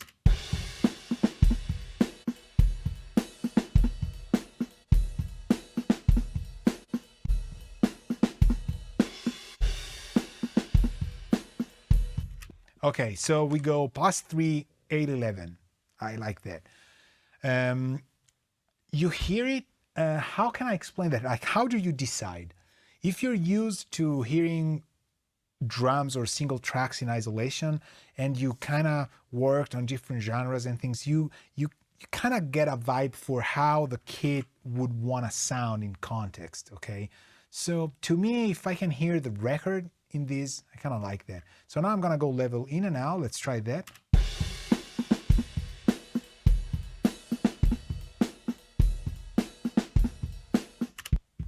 And that's it. That's how we do it. A little bit there. It's kind of crunching a little bit more. I like where this is. So this is where we're going to go. And I'm going to keep this as my first plugin in all drums. Okay.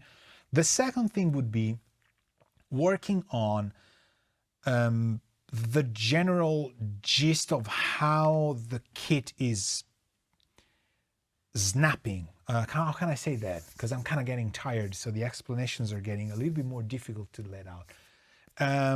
How is the kit popping out of the speakers? In terms of, many of you would think like, oh, you want to make it more. No, I want to make it less. I want to make it more stable. And because we have a very important tom part at the beginning, I want to keep these crunchy and stable. So my first maybe attempt at stabilizing this, or like keeping in the back of your head, would be 1176s. So luckily there's one band that does it, which is the so-called Universal Audio. And I live on extended demos. Thank you very much, UAD. That's fine anyway. But how do we use these, and how much of a sin it is to use something like a limiting amplifier on drums? Well, I haven't done records with, I've been looking at people doing important records when I was way younger than I am now, and these pairs of 1176s would go all over this, okay? Especially in country music, they kind of like to have them float there. Now, I know this is not a radio hit ready song, or it maybe doesn't want to be there, but we're not talking about context. We do not have context. So what I would like to have is just an ever so slightly bump of the volume. Some people go kind of hard on it, like 3 to 5 gain reduction in dBs, but let's get a vibe for it. 4 to 1 is plenty. So it's about probably being a little bit more into how fast we want the release to be. You could do 1.7, but I don't know. I usually want to be a little bit more clampy on the attacks. So let's try this first.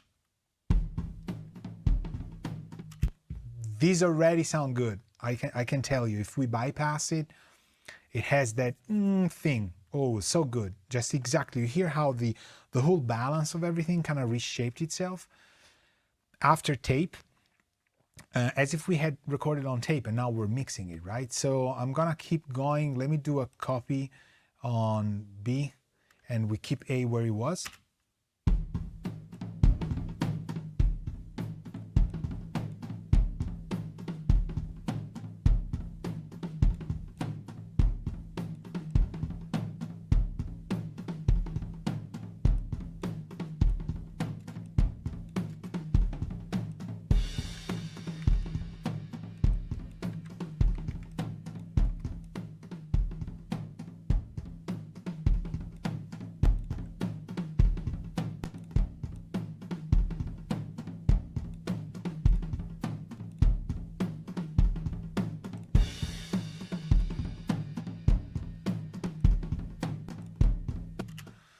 So I happen to really like this, but it's important that we concentrate on, are we winning no matter what?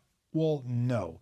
In isolation, the drums lose a lot of low frequency build up, right? The beautiful subwoofer kind of thing. We no longer kind of have it because the kick is getting blasted there. Now you could sidechain thing, you could do whatever you want, but it works. The kit in this genre especially doesn't need to be super subwoofery, high audiophile kind of stuff. Certainly, I can tell you it's beautiful by itself without this. It's getting packed in, right? But it's got its benefits. Now you might say, well, do a copy, go to A, paste this, go back to B, and open the attack more. Well, this could work, but the slowest attack on an 1176 is way faster than a kick would need to have. So maybe it's a matter of going a little bit less on the mix knob, but I gotta be honest with you, I kind of like this. So I'm gonna keep it for demonstration purposes. We keep it as it is. What's the next thing I would do? The next thing I would do is probably, let me get a vibe for it. What would be the thing? Sometimes I would set parallel compression, but now I would get this kicked to be a little bit more poetic somehow. So it could be a mix bus thing, to be honest with you, in terms of song. So I will place this not on the drum kit, but on the mix bus. We need a Fairchild. We need a 670, and I'm gonna take the U80 again. We need this Beatlesy thing, I don't know, but I don't want things to compress, but I want to set this mix bus compressor just to give an idea. So most importantly, there's a time constant that will speak with the song, and this is important. Now the threshold I don't want to have, we're gonna see how it goes.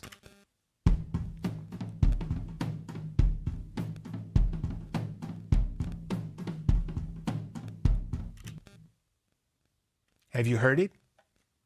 Have you heard it? How the toms are honey coated somehow, and they're still, they have something that tickles your ears. I don't know what it is, and I think the constants of 5 or 6, usually 4 is the one, and never works unless you have a strings bed or very floating orchestral lines, or horns sometimes as well, or parallel basses and stuff.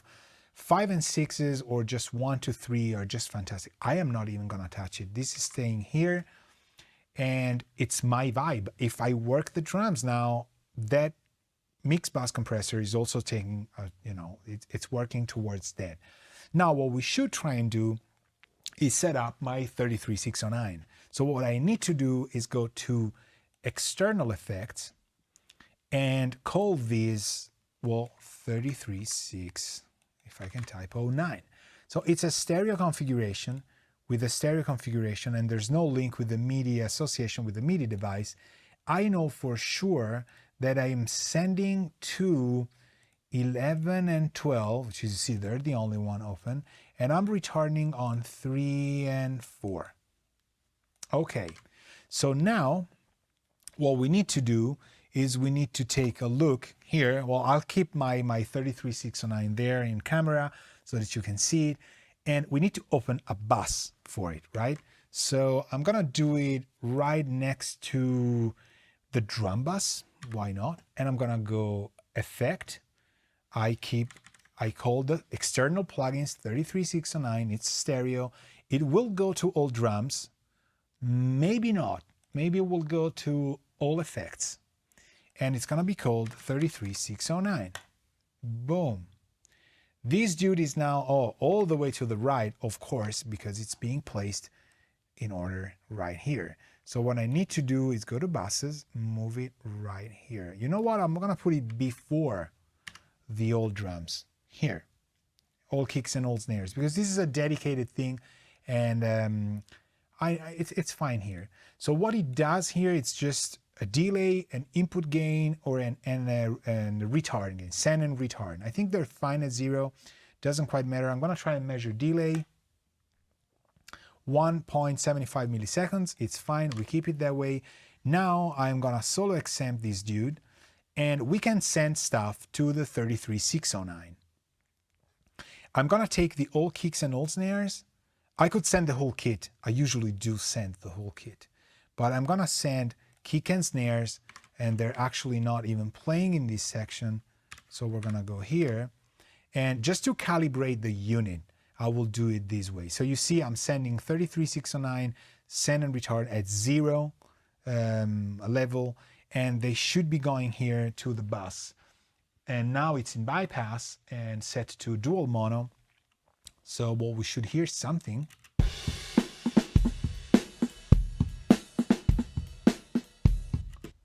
Right? So we hear it, it's working. So what I'm gonna do now is I'm going to take the, bear with me, the whole kit. The whole kit. I could do it two ways. We could send individual channels all together to the 33609, or we could send the whole kit to the 33609. Now, if we do this, the J37 and the UADs are gonna get affected, are gonna get into the 33609, right? So I've just thought that maybe I don't wanna do that. I wanna get different amounts of things in there. So I'm gonna turn everything on, plus kicks and snares. So now the whole kit is going, minus the samples. They're going, which I'm actually, you know what? I'm gonna send the samples as well. It's the kit we've been listening to, so let's take that. They're gonna go into the 33609. And let me put it on the big camera, and let me avoid getting snapped into stuff here. Just bear with me for a second. Right, because I have headphones in the along the way. All right, so here we go engage, and I'm gonna go dual mono. I'm not gonna go stereo here because this will affect the whole. They will compress together. The detector is gonna get linked, so I don't want to do that. So I want a compressor in, both of them. I don't want to have my limiter in, and I want to have the fastest release. The gain I will probably keep at +4-ish something, and I'm gonna keep maybe a 3-to-1 ratio to start. I like 3-to-1 or 1-to-5. Given the song, maybe, you know what, 1-to-5. And then the threshold we have to decide. So it could be 0, could be -4. Usually I start with -4, and then we see which kind of compression we're getting. So I'm gonna go back to the DAW plus the 33609.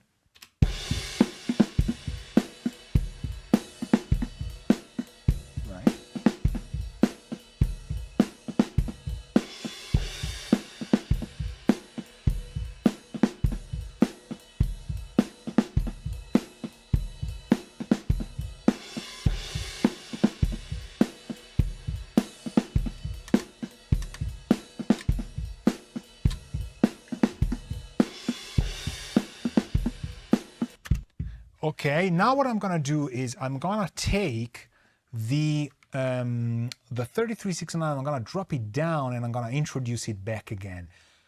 It's nice that I've done it with single tracks, because I'm actually now thinking, no, I don't need to, I made a mistake, that is sending the samples to the 33609 as well, because the samples are going to the old kicks and old snares. So they are already going there. So they were going there twice, okay? Now, and that's why it kind of sounded weird on the kick and snare. Now I'm gonna bring it up, and we're gonna listen to it. Then we decide on the levels, because it might very well be, which is something I usually do, that we don't want a lot of kicks and snares in the 33. I don't know, I like to send overheads, rooms, sometimes toms, but not the direct mics into it. So, you know, it might be different. So let's do this.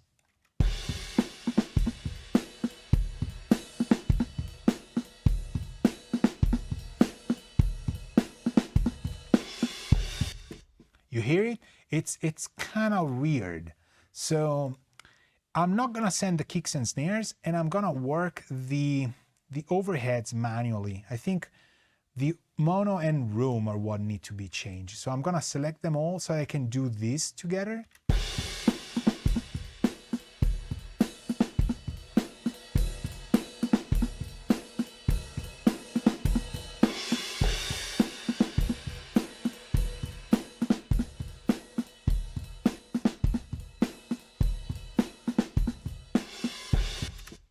That's as much as I wanted them to be. Maybe even a little bit too much, but you know what? I kind of like it where it is. The toms, let me see where the toms are, because the toms sound to me as if they would be nice to be in there. So right now they are all, I'm gonna send them in minus infinite and then bring them up.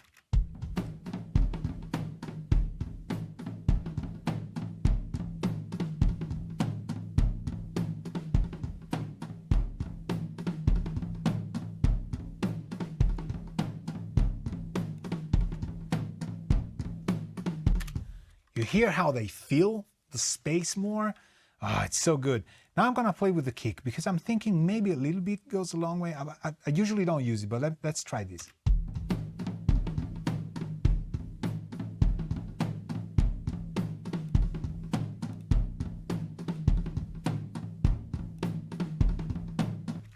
Well, okay, let's not do it for the kick. But it sounds good, and it's giving me that feel. You hear how you feel how it's really more organic. There's more record to it. And again, this is in solo, so when you hear, oh, you're adding stuff, but the kit sounds nice. Well, you gotta support stuff. So this I would set. The last thing I would do is have some kind of effect here. So what would these people use at the time? What kind of effects do I want? I want to set two effects. One is a plate, and the other one is a sort of a 15 IPS delay on just for the drums, and see if this is kind of something I like. So we're gonna create two buses. We're not gonna use anything here, and they're gonna be stereo. They go to all effects. They're outside folder. We don't give them a name, and they're gonna go all the way down there. So because we're talking drums, I'm gonna put them here. Back here, we call these tape slap, and this is gonna be our 140. And or maybe not. Well, yes, probably yes. I'm thinking. Usually I call it 140. It's not a 140. It's like a plate, whatever that is.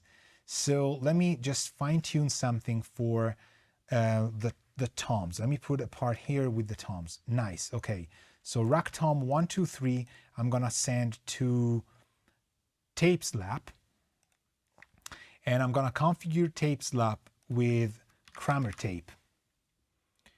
I love these for tape slap, and again, it's one of the oldest probably tape things and stuff. Let's try and see how the toms sound when they're playing in the kit. I'm gonna set it here, probably go to 100% feedback, and we just have to decide on the low pass, and then maybe a little bit of wow and flutter. I don't know, the flux, playback level crunchiness, probably 7.5. I don't know. Normal bias over bias, we see in context of the drums. All right, that's definitely not what we want. Let's try slap.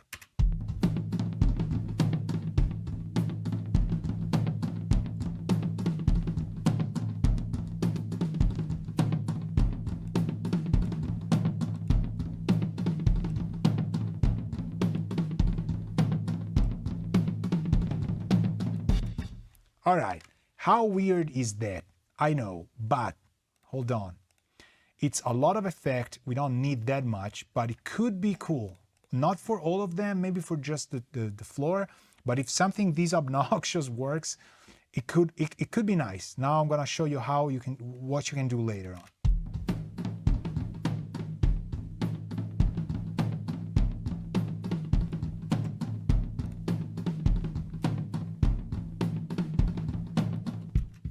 Okay, so first off, I dragged the volume down and I made just the timing a little bit easier, and it sounds better to me this way. Now what we do is we pull tech things around, and we're gonna use the EQP1A, yes. We're gonna just cut a lot of lows and we're gonna bring a lot of highs up, okay? So let's try this.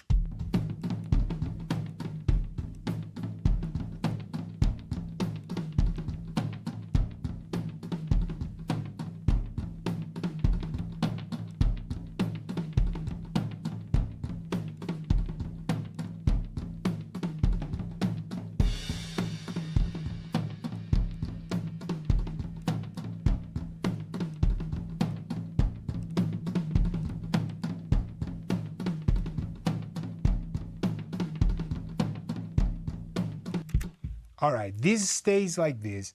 Don't worry about it. Let's try the plate, because you're worrying about it, I know. Now the plate I'm gonna use on the room and mono overhead. So this is gonna be 140.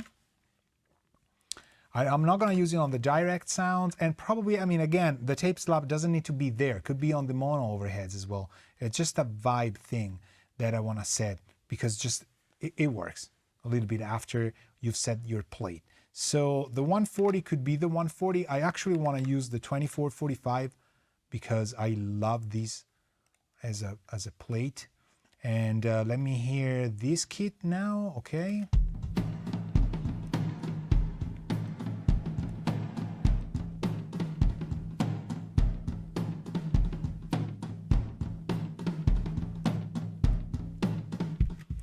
Now we're really deciding the vibe of that sort of, that vintage thing, right? The delay is important, but first I want to get the color, the red knob right, because it's a ton of different sounds in one. So I'm going to lower it a little bit, and let's hear which one feels that kind of vintage 60s, 70s vibe.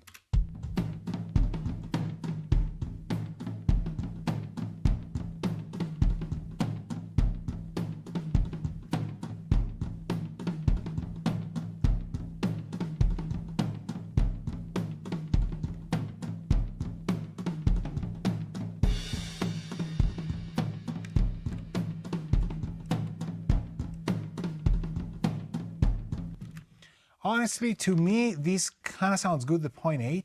Now I'm gonna play with the EQ.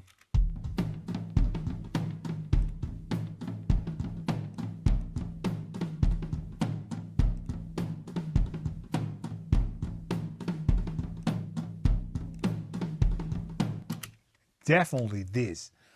Delay.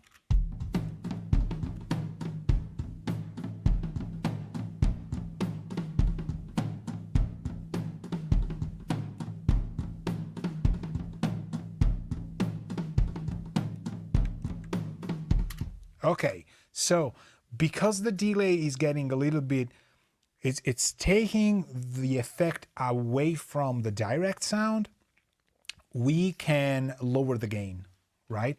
So I kind of like it that way, or maybe closer to 12 and one notch further. I will not touch this because it kind of works. What I want to do is also send this. I could duplicate this effect for the tape slap, but what I want to do is remove the tape slap from the main mics, try it only on the central tom. Let's try that.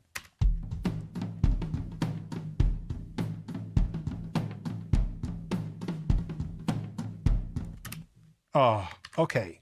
So now we have it.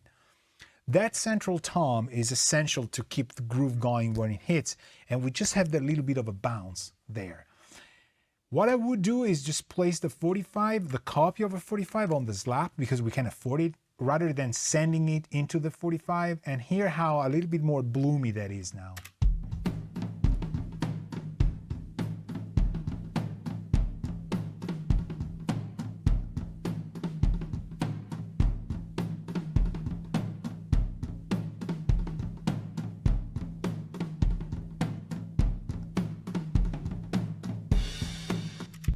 Okay, why am I doing this? I want to connect the tom sound to the kick that comes after at the beginning of the beat.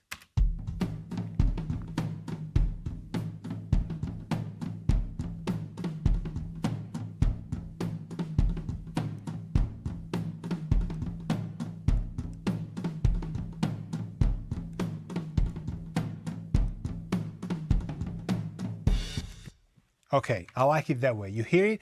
It goes boom, dun, dun, dun, boom. It just emphasizes that 4-1, right? Love that. Nice. This is not this song. This is not me mixing. You connect, you're just logging in now. It's like, why is it mixing drums in isolation? It's always said not to do it. I'm building a system, a template that would be, it's part of the checklist. Don't do these effects I'm doing, but think about what will make your drum kit speak better, okay? You don't have to do that as a checklist, like literally doing the 140, the tape slap, all this stuff. Absolutely not. But this is kind of where I would set my kit to be. We did all the phase checks. We did tons of things in terms of the gain staging, the different relationships, the bassing, the samples, yes or no. There's actually drum samples. I'm going to say that again. There's a little bit of kick and snare in here, which I think are kind of hard to understand, but it's there. And I think it makes it better. I'm getting used to it, so it works. We decided whether we wanted the overheads, the mono, the stereo. We prioritized stuff. We retrained the trims in order to have the faders at 0. Yes, then we did the limiters. We did a little bit of what is it, like tape, compression. Then we did the 33609, which is glad we're here, waiting for us to send it sound. Then we did the effects in terms of parallels, and the sound of the drums is pretty much done in terms of where I would want it to be. If this was a record, you would have your mindset done in a way. There's still things I would do, maybe another parallel, maybe with a fatso, maybe with something a little bit more old school. Maybe I would use, I don't know, a chamber for a snare and then put the microphone super close.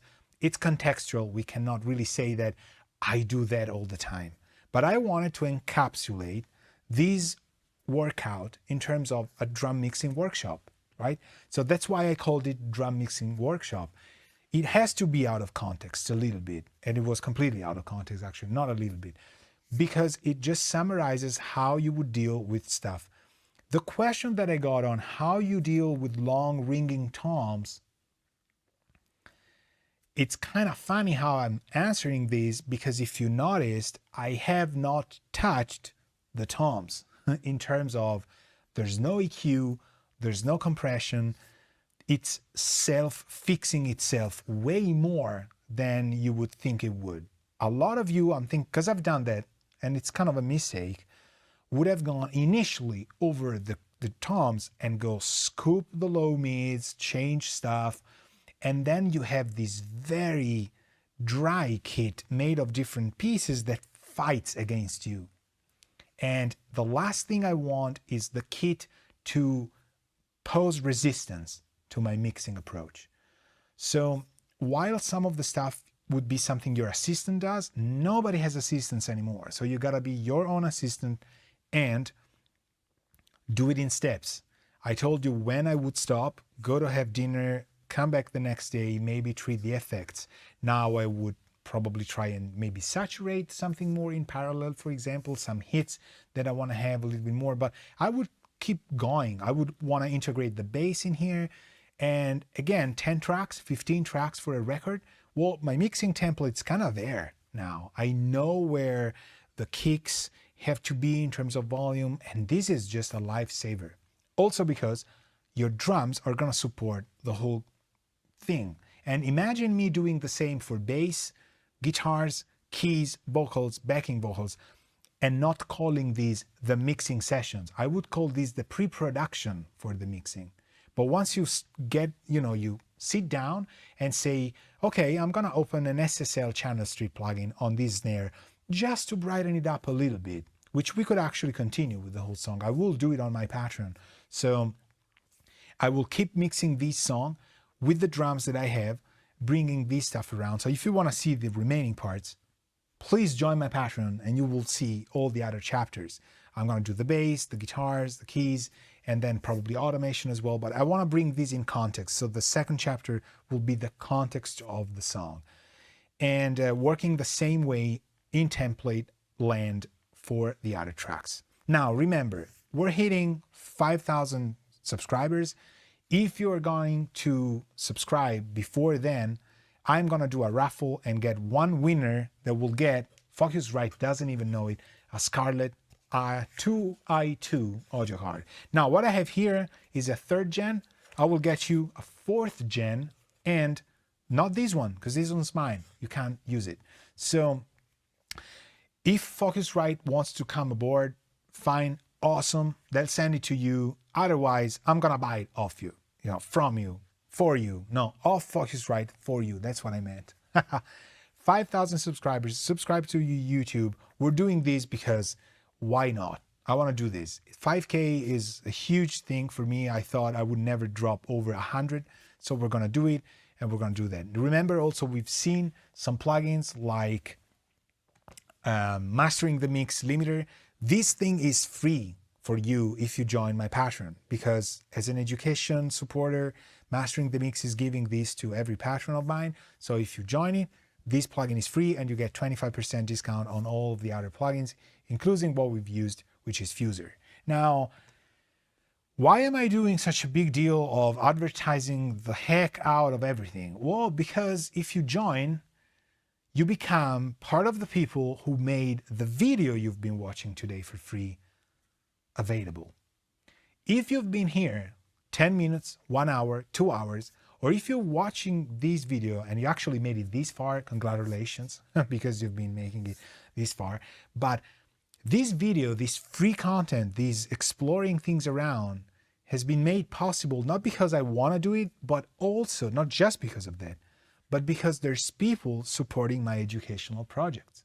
So they're paying to support what I do, to make it possible for me to sit down here in the quiet of my room and say, I want to talk about mixing drums in my case. So please consider subscribing to my Patreon, because that's how you help other people that have been helping you, that have been helping me.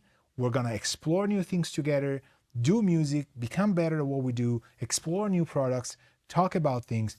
Why isn't that bad? It's a good thing, okay? So on a daily basis, or I tend to work on weekends as well. I shouldn't do it, but on a daily basis, my name is Alberto. I'm a composer. I'm a pianist and keyboardist, but I've been composing for the last 4 or 5 years, mostly for video game, news flashes, TV series, whatever, licensing music. But I've been engineering a lot, co-producing records as well. And that's what I do. I like to also teach on my online channels. It keeps me sane or less crazy. So if you want to join me, you'll find all the links below. Remember the raffle.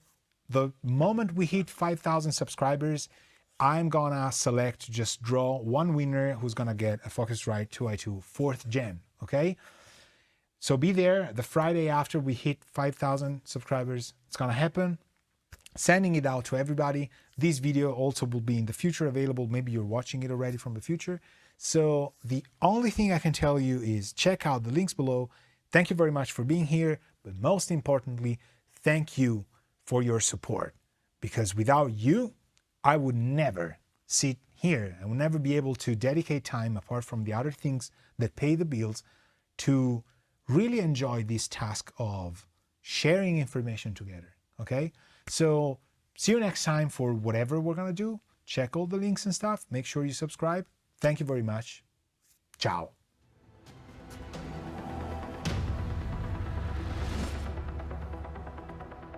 I would like to spend 2 words on why this video is possible. It happens because of my patrons.